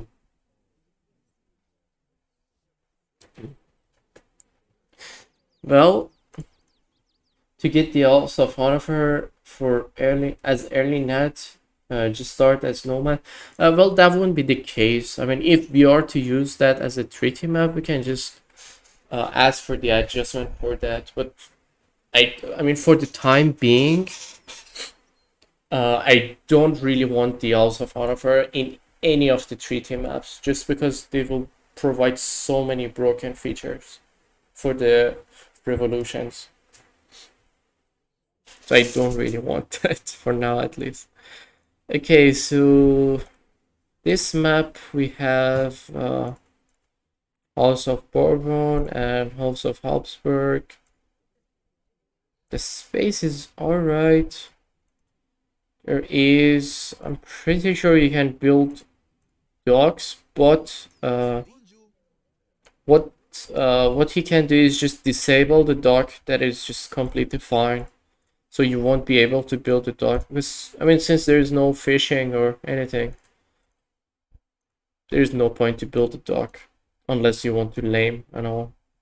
So that will be fine. But the base will be up to here, and the enemy base will be here. You guys will be probably lining up on this spot, which won't be that nice. Oh wait. Oh wait, there's 3 natives on each side. Holy. Damn. Just make the House of Hanover upgrade disable in treaty or during the revolution. I'm not sure if that will be possible to do. I don't know, maybe it will be. But yeah, I don't know. I guess for now, I'm pretty sure they're stuffed with like tons of stuff, so I don't think they will be considering that for now. So probably we will get back to that later on. So I can just adjust some changes for the House of Hanover, or at least adjust the revolutions itself. Like, for example, if you get that, if you get the revolt option, sorry, the imperial option with the revolts, it's alright, but the problem is a civ like South Africa, you get 4 factories and a scaling card on top of your imperial units. So you get 8%, was it 8% or 5%? HP boost constantly stacking on top of your units. So there is no cap, it's just infinite card. That is not good at all. And also like the California revolt with Mexico. With that you get like 4 factories, a massive economy, and then also imperial units. So there should be, I'm not sure if they will be willing to do the adjustment for those. If they do, then I will do the suggestion to balance the revolutions. But if not, then I guess we just avoid having House of Hanover in the treaty maps because it's just broken. Alright, so anyway, this map is actually alright, not gonna lie. You get 3 natives, which is nice. I mean, 3 natives on each side of the river. The only concern is this area where the fight is happening. So I suppose the enemy can build up to this point, and I have up to this point. So having mortars set up for the start fight, that could be pretty annoying to deal with. Let's try this map with the 2v2 and 3v3 spawn, and then I can give more suggestion, I guess. Let's do 2v2 actually first. Because 3v3 usually you get enough space between the players, which will be fine.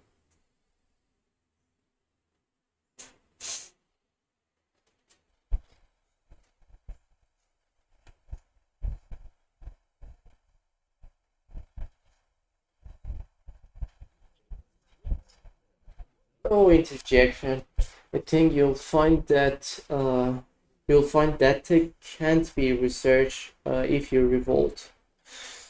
I mean, one of the fun features they can provide is just bring the revolution mechanic into the game, into the treaty games, but at the same time it will be broken for sure. But also, let's say if the tech will be disabled for the revolutions, then in that case, let's say the normal civs get the extra factory, but then I mean they're going imperial, and also they're paying for the extra factory because the upgrade is quite expensive. So it could pay out in long term, but then actually it's fine. Now that I think about it, if let's say the revolutions won't be able to get that tech, then I guess yeah, that native will be fine. Yeah, it will be definitely alright to have it. But yeah, definitely, I mean, it will be fun for the revolts to have that option, but at the same time, it will be broken, and also it will be just a headache to balance it out. So we won't go for that yet, I guess, for the time being. I'm pretty sure you guys are just really busy with a bunch of other stuff as well. So let's just ignore that for now. Oh my god. both of the explorers died to this treasure guardian? Is the AI dumb? How did he die? Well, okay. Okay, so for the 2v2, actually it's a really nice design for the map. Just have these ground here. Okay, you can build over it as well, which is fine. Okay, so we have this up to here, and where's the other TC here? So there's space between the players, which is fine, I guess. You cannot reach the settlement. I don't think you can reach here. Let's see. I cannot get that. I cannot get either of them. I don't think I can even get this trade post. Oh, I can. But then, I mean, if we are to use this map, we definitely need more trees at the back. And then, well, let me check. I mean, this is like 3 native maps, so let me check. So one of them costs wood. Where's the other one? Okay. This one also costs wood. No? No. Okay. So only one of them costs wood. But again, for a civ like China, Odonashani, they need the trees to be there because they have so much trouble collecting. I mean, with their wood, they're really wood heavy. So they definitely need some trees. Not much, just some. Added to the back. 6 gold mines for each player. 6 funds. And regarding the natives, at least I feel 2 of them should be in the TC zone.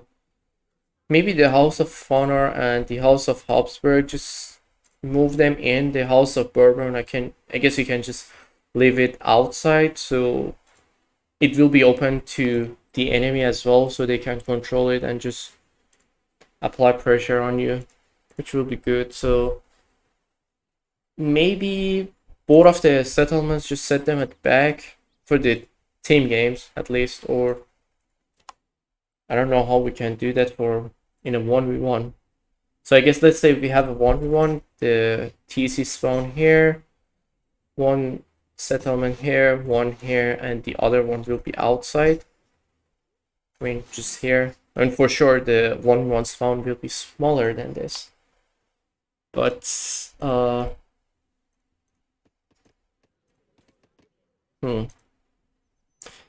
and of course, at least one player should be able to get a trade post on each side.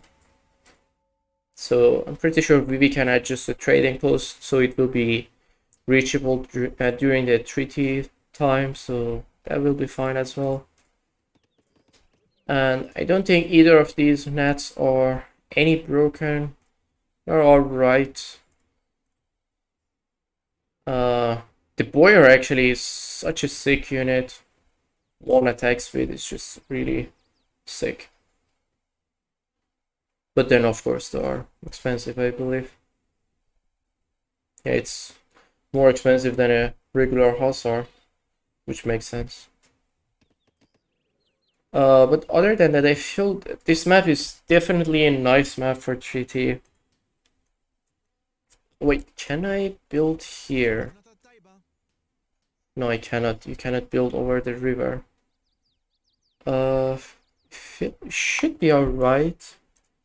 I mean, as long as you can build around, it will be fine.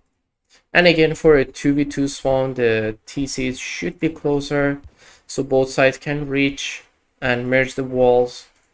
So you don't have to bother about the wall on this spot. Oh my god, every time this guy is talking.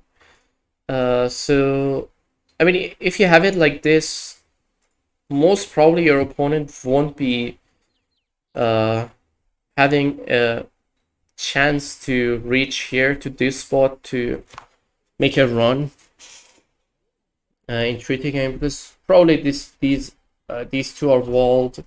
This place will be walled ASAP, so you might as well just merge it during the boom so you can use this space here instead of walling it. The TC need to be further back so you can close and stick it to the dark area. This side is alright. And I'm pretty sure Vivi can adjust that, but this map is definitely nice. It's a really unique map, I guess, for treaty. You will, I guess it's the only map that spawns with 3 native settlement on each side, regardless of how many players you get. Well, let me see. If I get 4v4, do I get 6 natives? That is the question.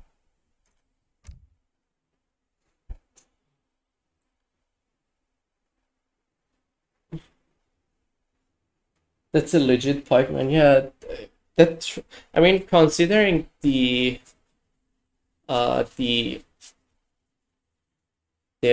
Indian Explorer are also cavalry unit. I mean, it makes sense they died to it, but I don't know. Probably they didn't use their ability to stun the treasure guardian. I am Alright. Emperor of the Alright. So I answer to no mere mortal. okay, so regardless of how many players we have, there are 3 native settlements, which is nice. So in a team game, maybe you can just, I don't know, split the natives, like 2 players play natives. But in 1v1, it's really heavy, but at the same time, it's really aggressive, which is nice. As I've said, this will be a really unique map for treaty, which I love it. I guess the only map with 3 natives. Okay, I love this one. Okay, Vivi. I'm looking forward to see for the adjustment on this map to play for treaty. Just let me know when you have the time to make the adjustment for this. I'm pretty sure you're not here in the chat yet. We will check this later.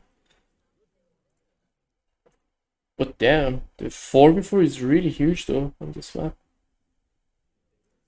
I mean, if you just take a look at the map, it's really huge. And also has so many treasures. 50 XP, this one gives 60 XP, 16 XP, and this one is 50 wood. The last match gives 24 XP. Can get a lot of XP from just collecting these treasures. It's really nice, to be honest. And also, well, I guess Vivi, just when you reach to this point of adjusting this map for treaty, just hit me up so I can tell you how to make the setup. Because I can see it for a 4v4, this map is just... I guess it's fine to have this space open at the back. So we can have players run into the economy. I mean, just make a breaching and then run in the back, make a base, and then cause some trouble. So I'm fine with having this spot as long as you can see, these areas are merged. So you can just connect all the walls together, and also you can close the walls completely. I mean, just attach it to the dark side of the map. And well, same goes for the other side. Pretty sure you can adjust that, Vivi. If you need more help, just hit me up. But this was definitely a nice map. Go grind CSGO. You will be there. I still have to check the other maps. Not sure how many have I checked so far. I think I'm passed through half of them. 2, 4, 5. So only 10 left. I've checked 20 maps already. Alright. I need to watch max damage. You mean for the natives? Well, I can check that later. But from what I've seen, House of Oldenburg with French. Maybe I can give this a try on this. Oh wait, what this?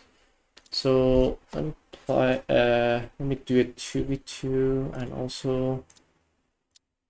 Okay, I need the treaty to be going, so I need to check the TC zone. But I'm just gonna show you the native stats that you will get with French on this map, especially with the House of Oldenburg. It's just amazing.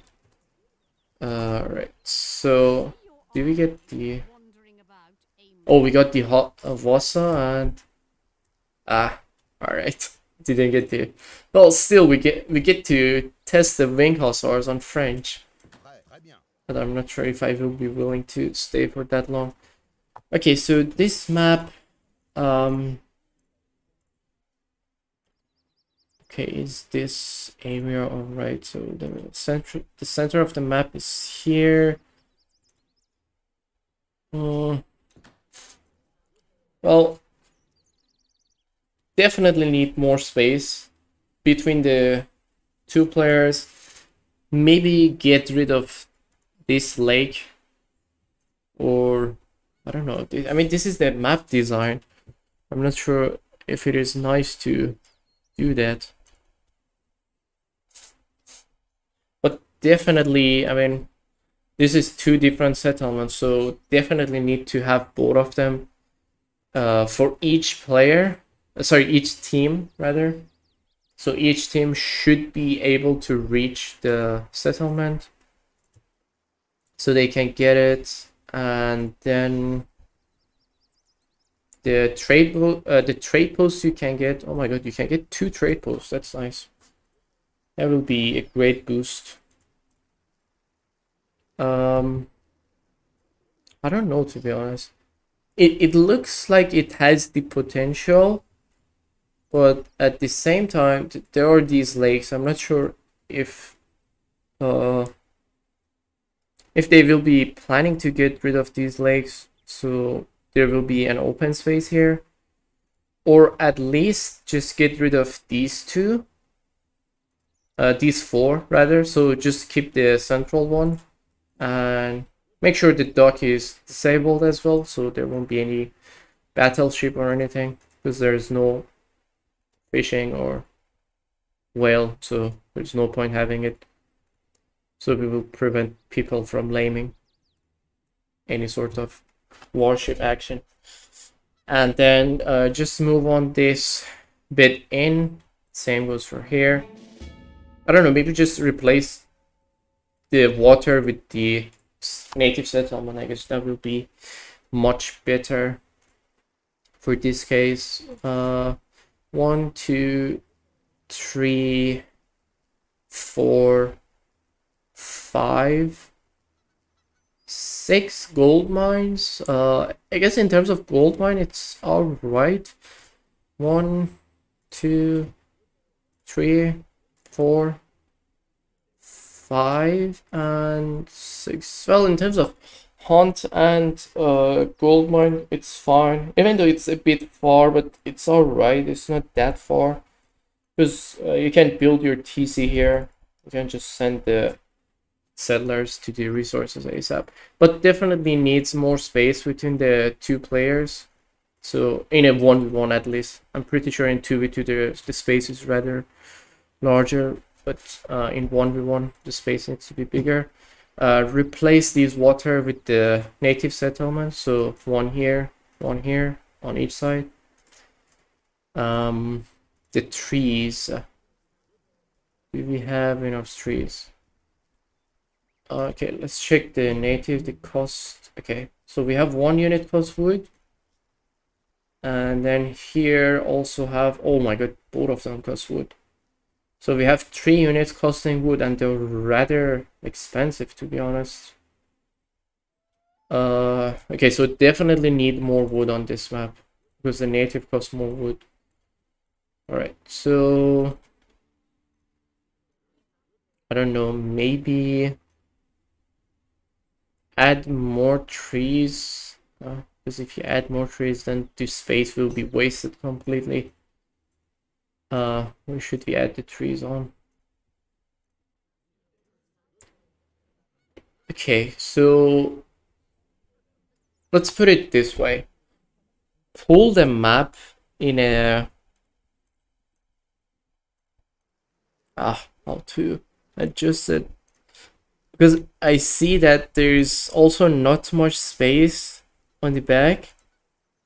So if you add trees on the back, you won't have space for your base. So the TC need to be forward. The space and on the center between the two players needs to be more. That means the map should be longer. Something like, for example, what map do we have like that? Something like Atlas, let's say. Yeah, something like Atlas. So the map will be long, but also, I mean, as soon as it is long, there's more space here. So there will be more space between the players, and also more space at the back, so you can add more trees to the back of the base. Other than that, I guess it's alright. Definitely has the potential for the treaty games. I mean, there is one entrance here, one entrance here. You can apply runs here to the side. Definitely a nice map, I guess. Okay, so now let me show you at least two of these natives with the French cards. Just let me double check if I have both of the cards. Okay, I have this deck, right? Oh, wait. Wait, where's my H2 card? God damn it. Oh. What is this? Team Cherish. Oh, okay. Never mind. I was so surprised by seeing this picture because it's rather unique compared to what we have. They also changed the team skirmisher card as well, so it has a new picture.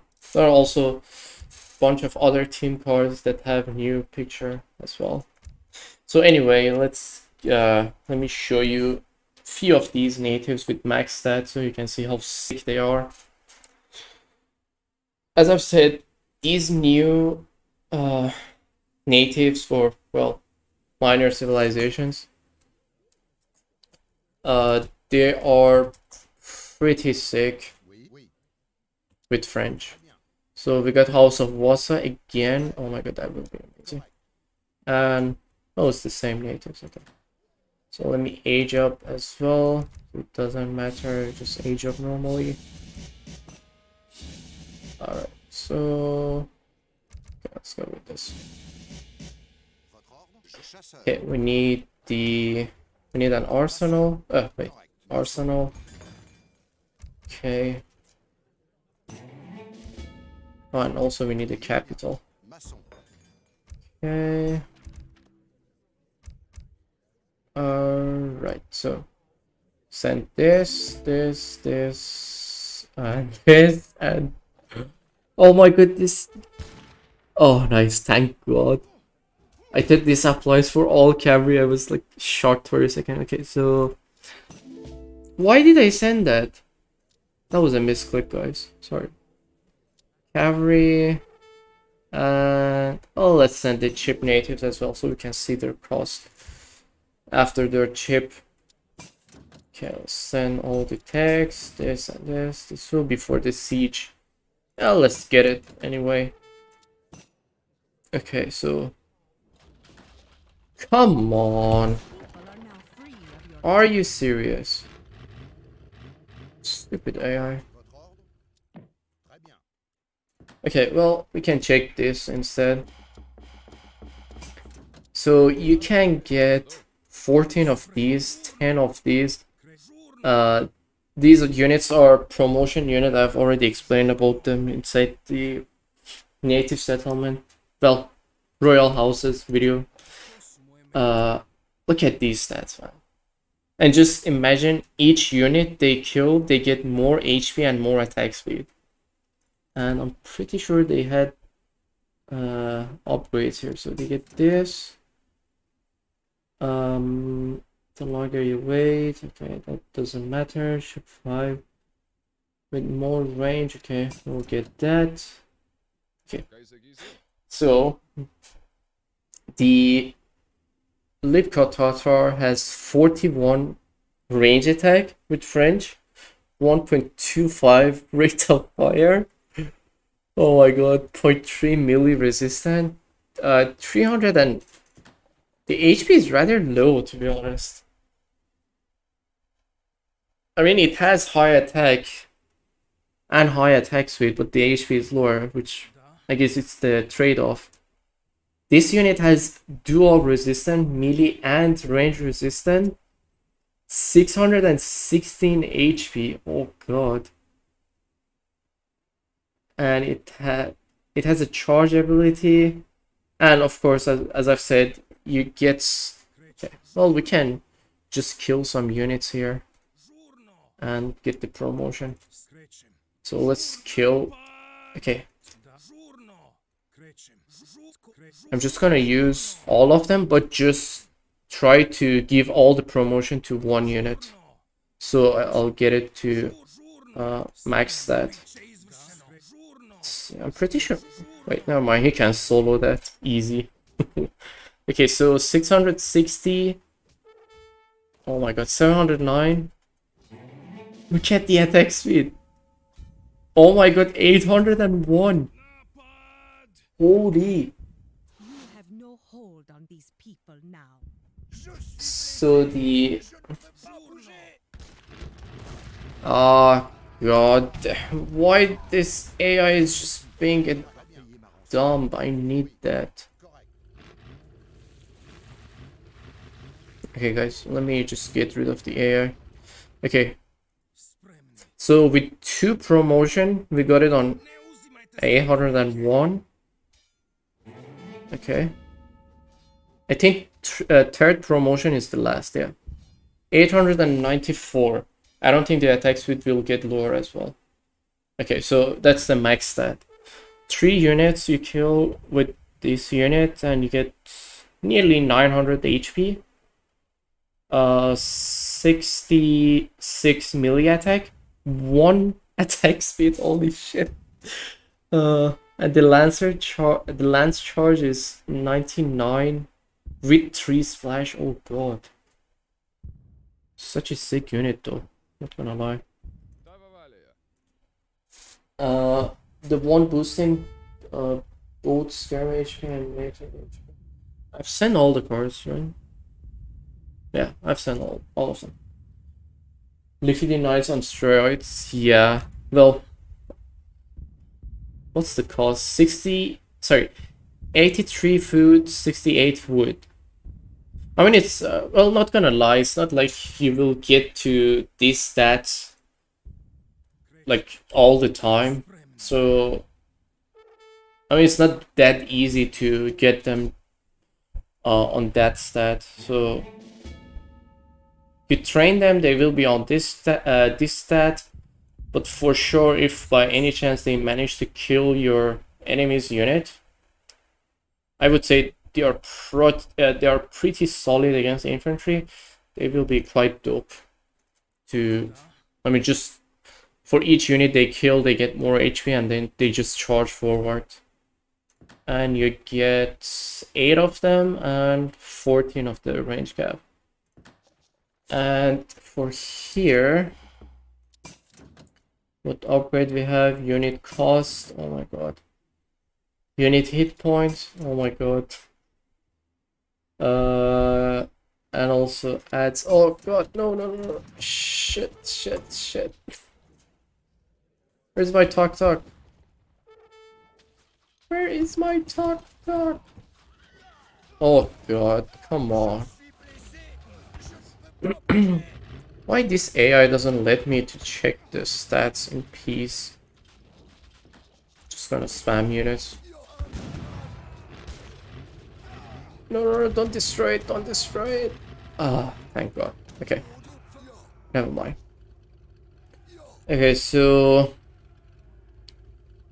This guy gets 405 HP. It's a Scarm. 0.10.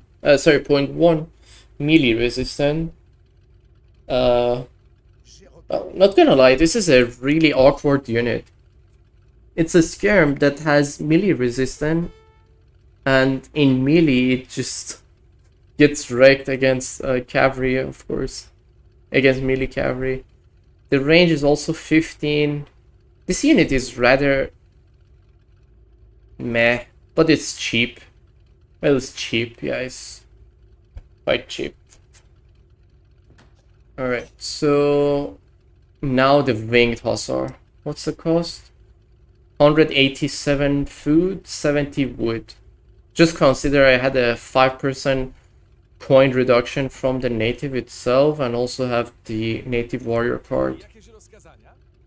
Oh god. Oh my god. What is this? 1126 HP.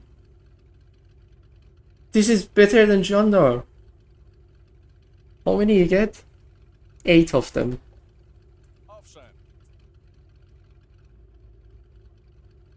Oh my god, this is sick. Wasn't even promoted yet? No, the Royal Arquebuser doesn't get promoted. Only specific units gets promoted. If they are to promote, you will see the ability here inside the UI. But this unit, man, it's just sick. 72 melee attack with 1 splash, 1.5 rate of fire. Oh my god. This is definitely better than Gendarme. Whew. 7 movement speed. Oh my god. Who the hell needs helmet this? And also, it has a charge ability. It does 109 siege damage with 4 splash. So it basically can kill everything. Oh my god, this unit is sick. Yeah, I'm speechless. I'm speechless. Oh my god. Such a sick unit, not gonna lie. Okay, well, we have seen what we have on Lithuania. So we definitely need this map. 100%. Okay guys, I'm not just gonna show you all the natives with the max stats. I mean, not for this live at least. I don't know, maybe I'll do it, maybe not. But yeah, this was just to show you how they will look like with French, which has the best natives in the game. So they are, as you could see, they're just pretty sick. Not sure how good is the one AOE. It's pretty nice, man. It's alright. I mean, the thing is their charge ability, it just does 4 AOE with 108 siege attack. And the siege attack means, well, you don't get units with siege resistance I mean, you don't have many units with siege resistance. There is only the Neftenia, the Ethiopian skirmisher. It has the siege resistance after you get the card. There is the Nizam Fusilier, the Ottoman special only home city shipment card that you get. They have siege resistant. And what else do we have with siege resistant?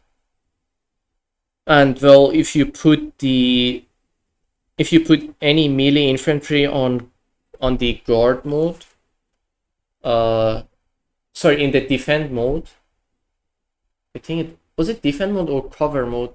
I don't know, either of them. I forgot the name exactly. They will also get siege resistant, but still, I mean, it's not like you're just gonna micro your units to get siege resistant just before the charge ability hit them. I'm pretty sure with only 2 winged hussars, you can one-shot 4 skirmishers instantly. Wait, no, sorry. You need 3. Okay. 3 winged hussars, you can one-shot 4 skirmishers instantly. I mean, just imagine just train them from your native embassy. They go forward, only 3 of them. Charge ability, 4 skirmishers die instantly. Holy. That's sick though. Oh my god. I love it. Okay, never mind. Back to Italy's, and then next we have the Low Countries. We have Bourbon, Habsburg, Retin, and Hanover. Oh my god, we have Hanover again on this map. Okay, let's see how it look like. They are an amazing hit and run unit because they're, yeah, exactly. You can just use them to kite super well in Supremacy. Oh my god, I can't imagine having the wing hussars with Lakota. Oh god, that would be disgusting. Imagine the war chief with the wing hussar just running everywhere. You cannot even reach them. They just hit and run, hit and run.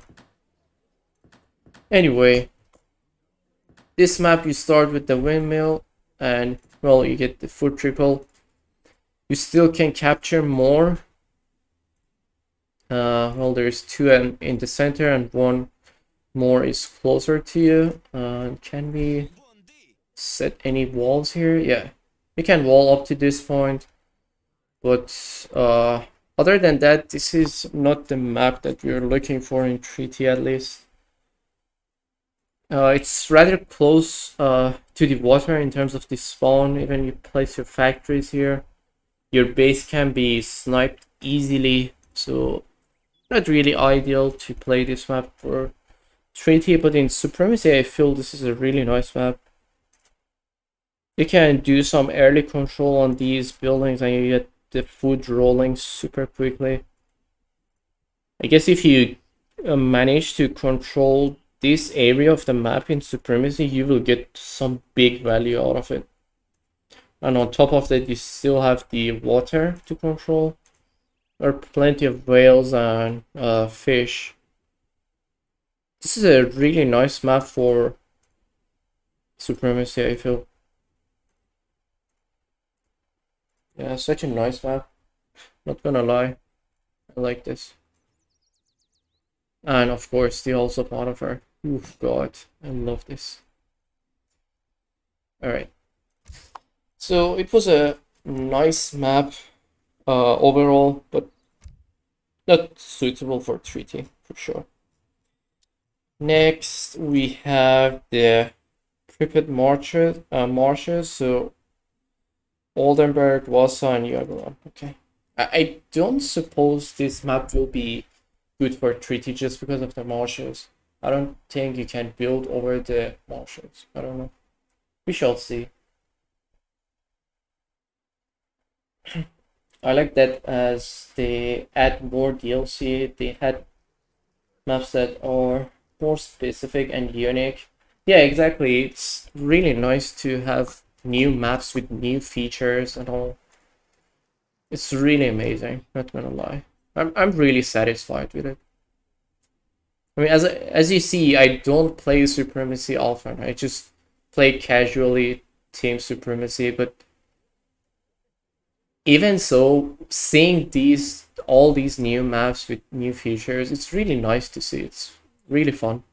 Well, big thanks to the devs. They're really doing an amazing job. It's really nice. Okay, so next, this map. So we cannot build here. Not ideal. We get 1 trade post, bunch of trees. I don't think we will be. I mean, I don't think it's even making sense to change the layout of the map. I mean, just removing these marshes because the name of the map is based on these. So I guess we'll just skip on that. But I guess in terms of Deathmatch and Supremacy. I guess this will be quite a nice map. Quite a lot of treasures all around the map. You get 2 trade posts on each side you can control and have a safe time. You don't have to be worried about central trade post. 2 native settlement on each side. If you are to do any sort of any strat with them, you can apply for sure. Will be nice. Other than that, I don't see anything else. But it's definitely a nice map for Supremacy. Or even Deathmatch. Next, what we have... Pyrenees. I suppose this is the map that I was talking about, that I cast as well. This map, I guess we could have this map in 3T games as well. Let me just double check it. Alright. So we have the House of Bourbon and... Oh, we have Double House of Bourbon, okay. Interesting. We have a cliff here. Wait, this map is not symmetrical at all. It's just random cliffs. I remember when I was casting it it was a team game, and there was a Lombard spawning here. I'm pretty sure if I make this a team game, the Lombard will spawn as well. But in terms of the space, sorry. In terms of the space, I guess it's alright. Could use a bit more space between the 2 players, for the start at least. There is the side for the runs, for sure. Maybe for the case of 3T, just switch both of the natives to one side. Maybe to this side, or just move one of them in and the other one still leave it outside, so the enemy can just control it. I guess that way is better, just one in, one out. I'm not sure if every game we will get to see Double House of Bourbon or not, but it will be quite nice. The map layout is overall alright, it just needs some adjustment to be suitable for 3T, I feel. So there are the trees, the hunts, the gold mines. Pretty sure we can adjust the number of the gold mines, the hunts, and the trees. How much tree do we have here? Maybe need more trees. Let's see. Well, never mind. I don't think we need more trees. This should be enough. Maybe add more trees toward this side. And then... Well, the space is not enough, definitely. Space is not enough to set up the base. Need more space. Just a bit more space here. Between the 2 players in 1v1. I may just do a team game as well for this map, because it has an interesting spawn, so we can definitely use it in 3T. Just need adjustment as usual. Alright, let me close this. Alright.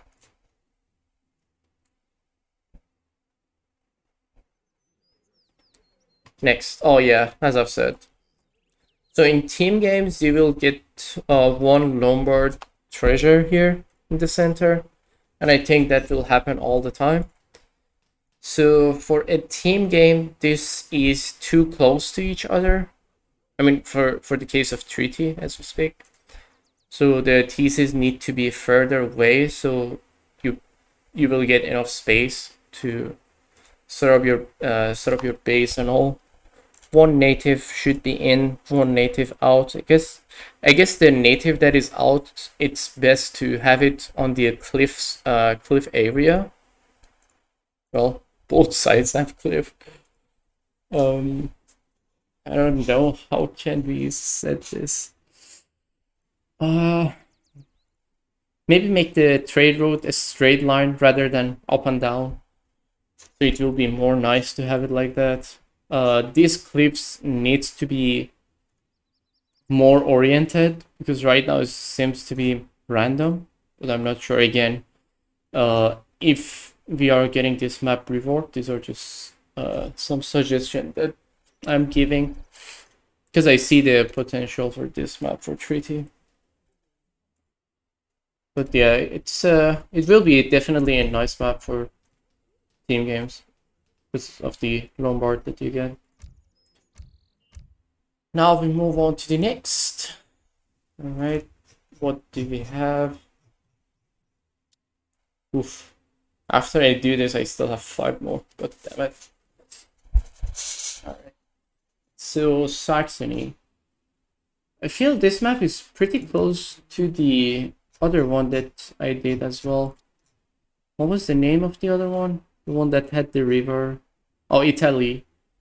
I feel this is pretty close to this. Let's see. Also, Wittin, Oldenburg, Hanover, and Wittelsbach. Okay.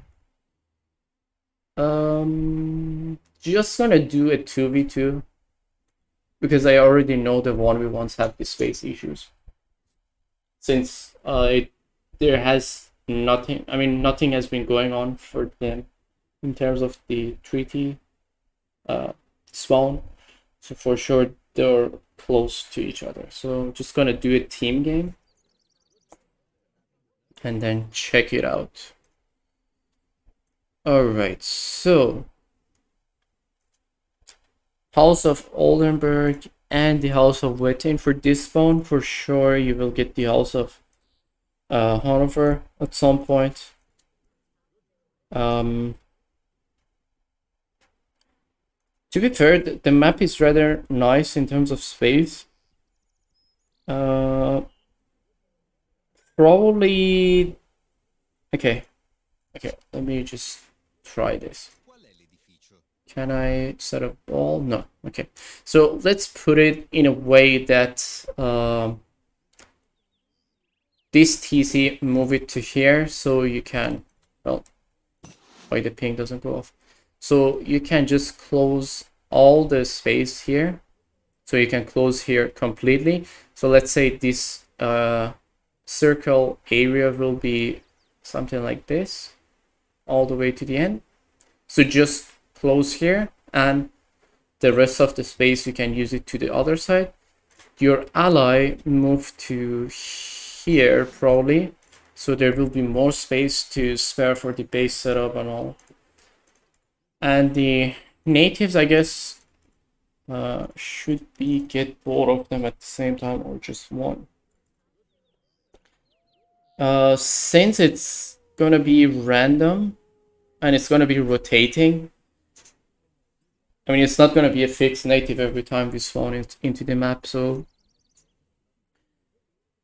let's hope we can get both of the natives inside the TC zone, because all of these settlements, they have an economy tech that can be used during the boom.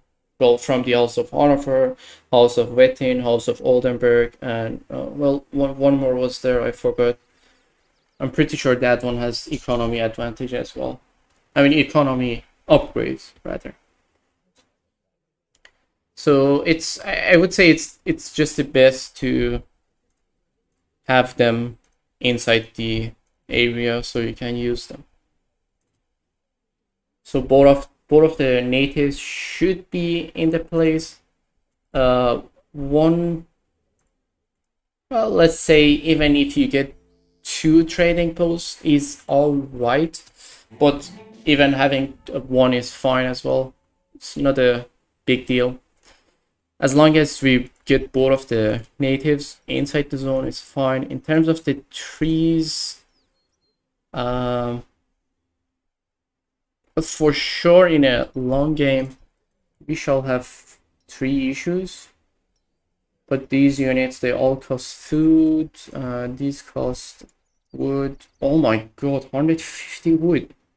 Oof, that's expensive. So yeah, definitely need more wood at the back of the base as usual. And then just the TC adjustment, the hunts and gold mines, for sure you know how to set them, Vivi. Well, 6 for each player and 6 hunt for each player as well. That should be enough, I guess. Wait, do we need 6 hunt? Or yeah, I think 6 hunt is enough. Well, I guess it depends on how many animals you put on each batch, but we are just talking about the typical batch that we get in 3D maps as well. But other than that, I feel the layout of the map is nice. You can make some runs here. You can... Oh, wait a second. Okay. So we have one issue. We have this cliff here, which is annoying in terms of position. Maybe move this here so you can stick your walls to it, and also just use the space here for the players who are fighting in the middle. Check the Saxon cruiser. They're definitely a solid unit. I've already checked them. Exceed the Toss Eater. Thanks for the follow. That was a funny name. Okay. Well, I cannot check it yet, but we'll try the House of Wetting later on. But the unit is pretty solid. It does flash, just like Gendarme. But yeah, we definitely need this to be here, so we get more space here, and then the TC adjustment, the trees, and the native settlement position, so both of them can be reached during the treaty time. I guess other than that, the map was pretty alright. And well, the adjustment for the 1v1, I guess we have discussed about it. I already know there's the lack of space there, so I don't even check it. Alright, next we have Scandinavia, and then let's try to check it. There is Italians now on AOE 3, yeah. The new DLC, Italian and Maltese. So these are the 2 new civilization. And there is 9 new minor civilization, 30 new maps, which I've checked all of them almost. Oh my god, wait. This map spawns with blueberries. Okay, let me check this. By right, this should have more gathering. Wait, it doesn't. I'm getting scammed. Well, I guess it's just the picture of it. So, I'm sorry. I mean, it's just how it looked like. It's not really different. Okay, so this map. Oh, okay.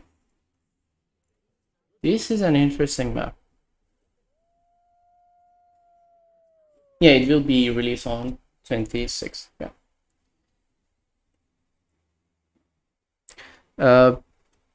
PT the Rat. Thanks for the follow. Appreciate it. Alright, so this map has the usual water issue. But other than that is definitely has the potential, not gonna lie. So the TCs are too close to the center. Could pull the TCs a bit back. There are too many berry bushes, which I'm not sure how we're gonna I mean, how are we gonna just get rid of those? Of course, you can gather them, but the gather rate sucks. So it's best to not use them. What else do we have? So the thesis should be pulled back. We need more trees at the back. The water, actually, the water can be used. All right. How can we? Okay, the water can be used actually. Yeah, the water can be used. Since it's too far from the economy, you can just set the factories here. And well, of course, you can just agree on no warship. Unless, well, there is always a person who will try to be funny and will train a monitor. But even so, I guess the economy buildings in the center will be fine. And also you can close the water completely. That is fine as well. You can build the dock, you can do the water booming, which is fine for the treaty games. As long as there is even number of whales on each side, that will be fine. So now I see there is only one house of Vasa, so we definitely need 2 of these, 1 for each side, because the House of Oldenburg is already further behind, so it is on this spot, which is fine.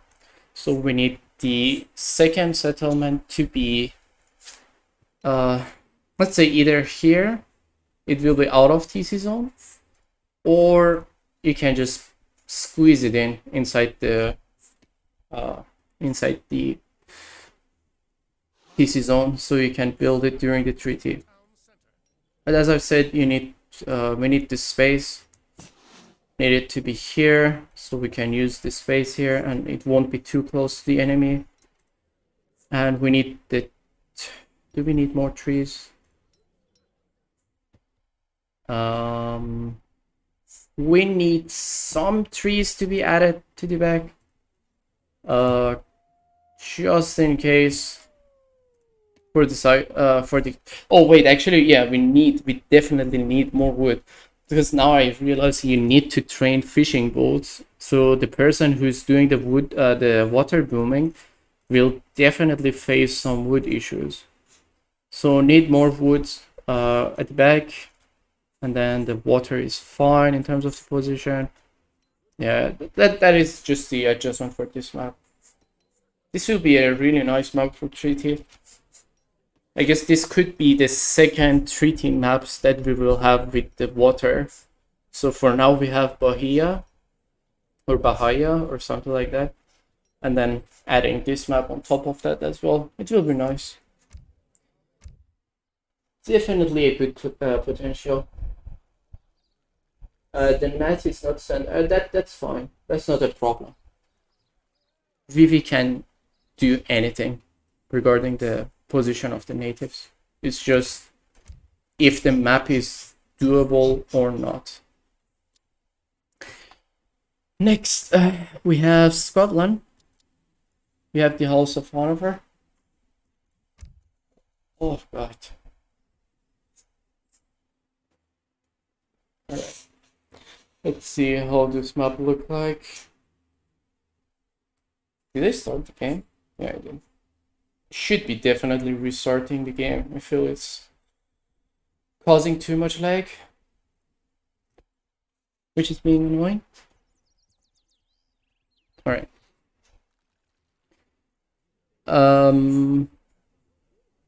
All right. This map definitely not a map for treaty. Not at all. Even though there are some chokes where you can just place outposts to protect your water, but still the enemy can just wipe the outpost easily. So that is not the case here. Other than that, there's not much space that you can build, and it's rather And also there is this small river, or well, the canal that is in between. This area is fine. This area is completely fine, but the players who spawn here will have issues for sure. But other than that, I feel this map is pretty nice for supremacy.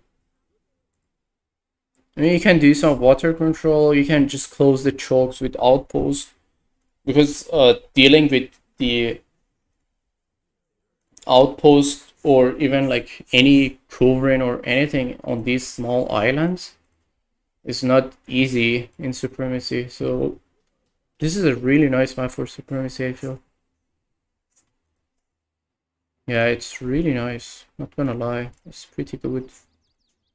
1, 2, 3 trade posts, 1 central trade post. Well, this one is also central, so yeah, it's definitely a nice map for supremacy. Even for deathmatch, I guess this map could be used. You can do water booming, water pressure. Yeah, definitely a nice map, not gonna lie. I love it. Can you show the map with the choke points, or sure. Well, there is only one that we have checked up to now. Yeah, I can see the rest are not. The rest of the maps are not like that. So the only map that has the choke that you want, like Orinoco or Atlas, it will be Alps. So that will be the map that you want. Anyway, let's move on to the next map, Spain. I've also checked the Alps map. If you want, just pull back the live to that section so you can check the map. I made a long discussion on that for different spawns. I did it for 1v1, 2v2, 3v3 spawn, and also gave some suggestions. Okay, this map you will start with the dog wagon. Interesting. You have a windmill. Oh, you have multiple of them. Nice. You got the House of Habsburg in the middle and House of Bourbon. Alright, so again, this is one of those maps which is nice for supremacy and deathmatch. I guess for supremacy, this is a really good map. You can do some water booming, central control, and then of course you can get these treasures, you can get trickle. It's really nice.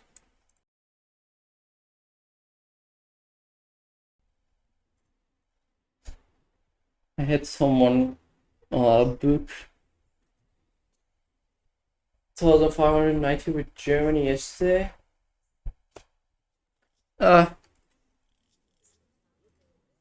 HF. Anyway, it doesn't matter what you say, HF. Right now we have more important things to discuss. Alright, so again, this is not the map that we want for treaty, definitely, but for supremacy and deathmatch, this will be definitely a nice map to have. It has some quite nice central pressure for this map, or you can go for the side pressure, control these, and then just get the food trickle constantly. Yeah, it's definitely a nice map to have. I guess controlling this map will be more towards the side, unless the person or the team that goes for the water booming or water control can go for this side of the map, so they can control these two, the trade post and also the water.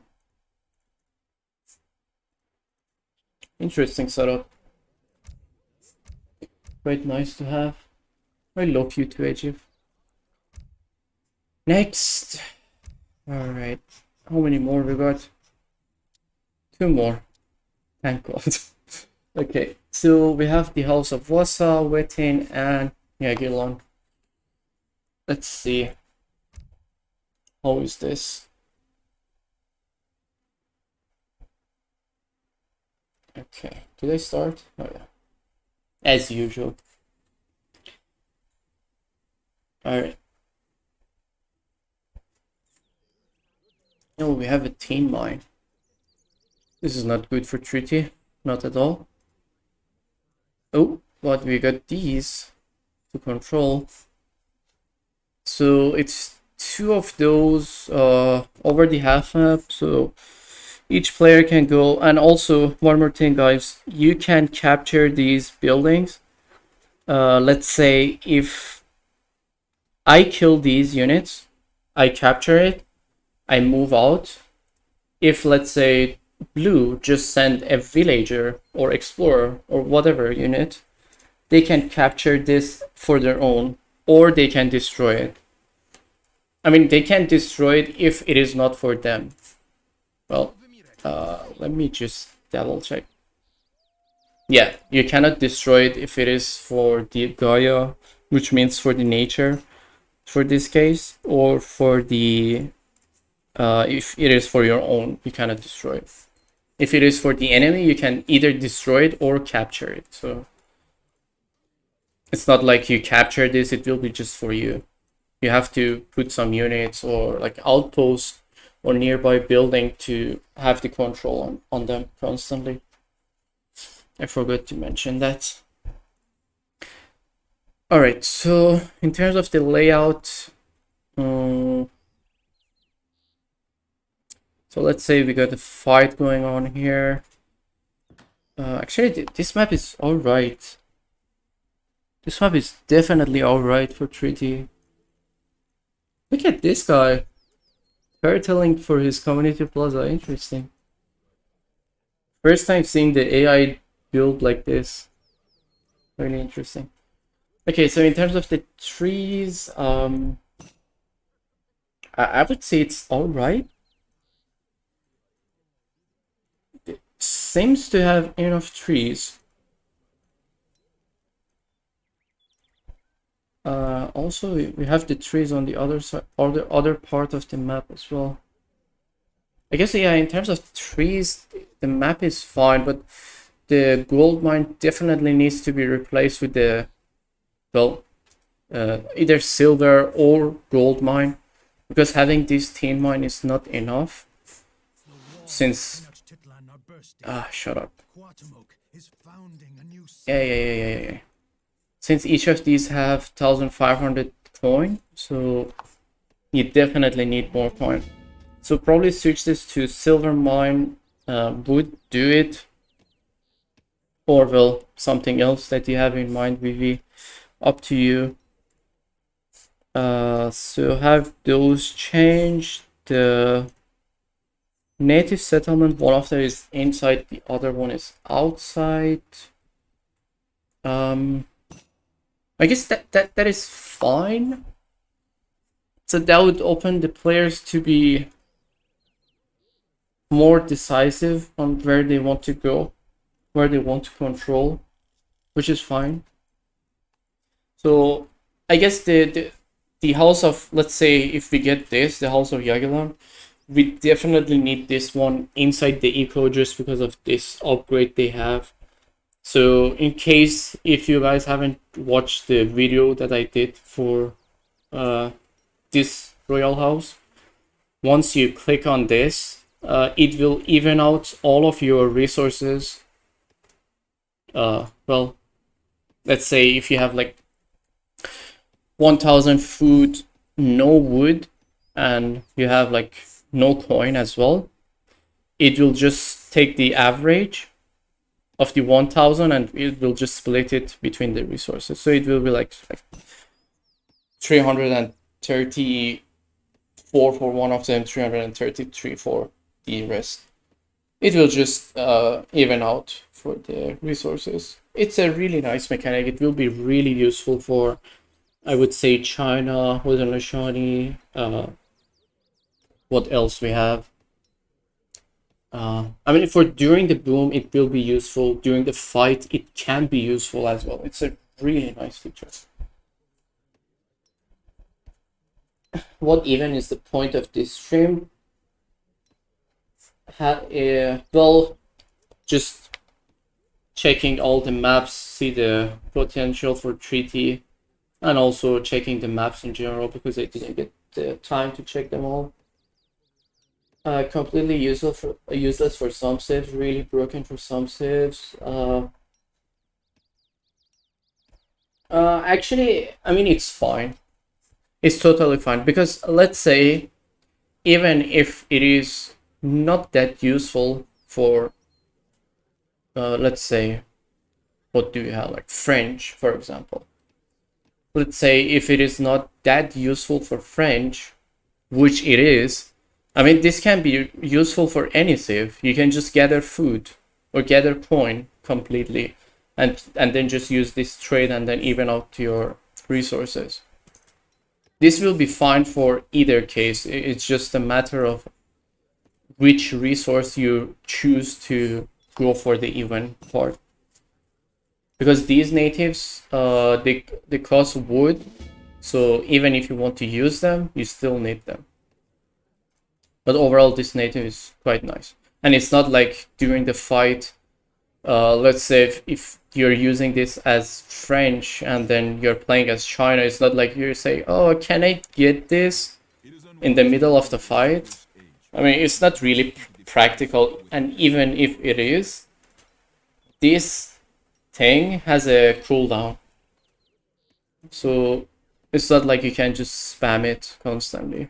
It has a cooldown, so you have to wait for the cooldown. But definitely this map is pretty nice for treaty. It can be pretty good. And then, as I've said, in terms of the wood is fine. Trade posts, maybe just squeeze in one of these. Just this one maybe, just squeeze in here. So you can build it during the treaty, just one of them. Don't need both of them, of course. The space, as I've said, needs more space. And this space is fine. This is just in place. So you can close this area completely, which is fine. But the other TC needs to be further away, so they will get to use the space, of course. And then replace the gold mines. And then the hunts, I guess, they are fine. I mean, the hunts and gold mines can be adjusted for VV. It's not a big deal. And this is fine to have in treaty. I mean, it's just like during the fight, the enemy can just destroy it, and during the boom, the enemy can just capture it if you're not paying attention. So it's totally fine to have these in the maps as well. Other than that, it's a really nice map. I like it. Alright, what else do we have?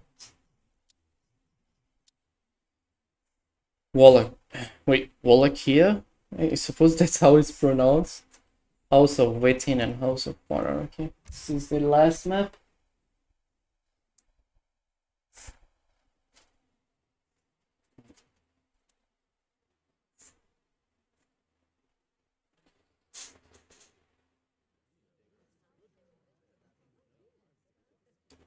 All right.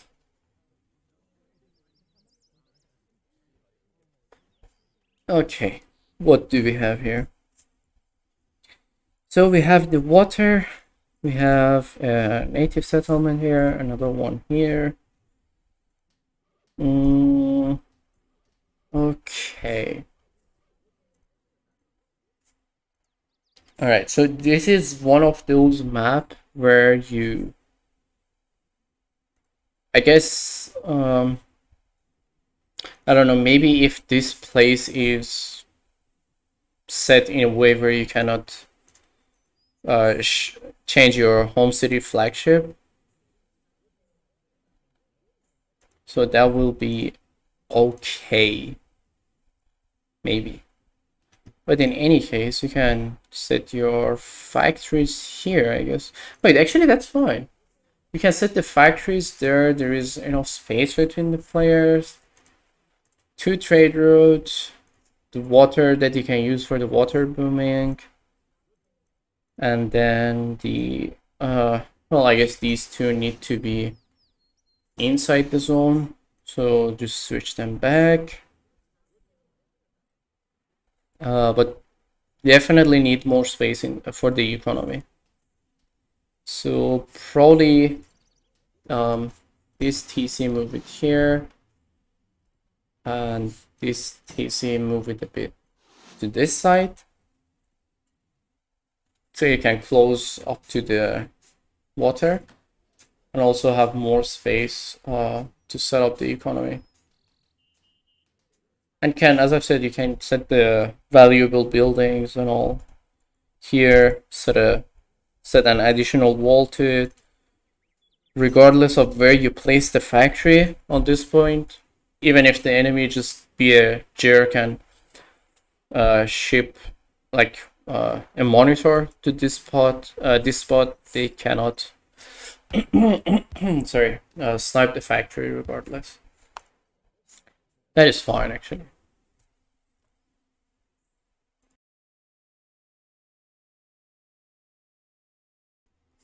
Alright, other than that, definitely need this house to be on both sides, so both sides can reach it. So it will be even for both sides. And the gold mines are, I guess, 2k golds, yeah. So that's a 2k gold. There are decent amount of trees, but probably can add more. I don't know, maybe this spot or even this spot, because well, considering one player will be going to water, and of course they will need wood.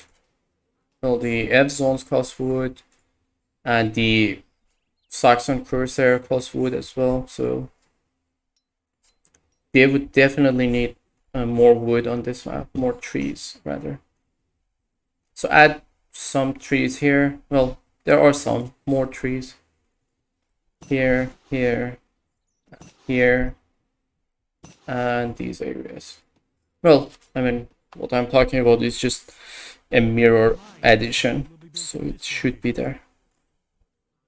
Other than that, I feel the map has the potential for the treaty games, because the water is too far. You can agree on no warship, it's fine.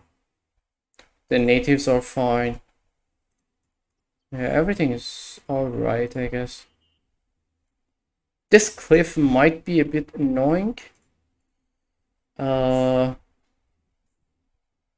I'm pretty sure you can just chop the trees, set your mills and estates there.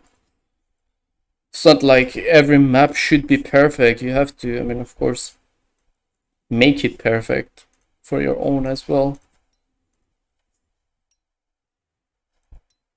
This could be a nice map for treaty, actually. Considering that just one. Alright. Well, that was hell of a ride. Oh my god, how long is it? It's almost 4 hours. God damn it. Well, I hope you guys enjoyed the new maps. So as you can see here, also we got 2 new civilization coming on 26, Italian and Maltese. We have the Tycoon mode, which is it's almost like a booming gameplay. So you will be just doing a booming, you get the score, and whoever gets the higher score will win. And then we got the also the diplomacy game mode, which is for FFA. You can set allies or enemies during the FFA, so that is actually quite fun as well. 30 new maps, which I've went through all of them just now. 8 new historical battle maps, which I guess you guys haven't seen that yet. I'm not sure if I'm allowed to show them or not, but just to know, there are 8 new historical maps as well. They're pretty fun actually. They're really fun. I've played on one of them. It was really nice to play. And these are for multiplayer. It's really fun map. And also, of course, new home city customization and all for the Maltese and Italians. And well, one more thing is missing here. There are 9 new minor civilizations as well, which are, well, aka native civs.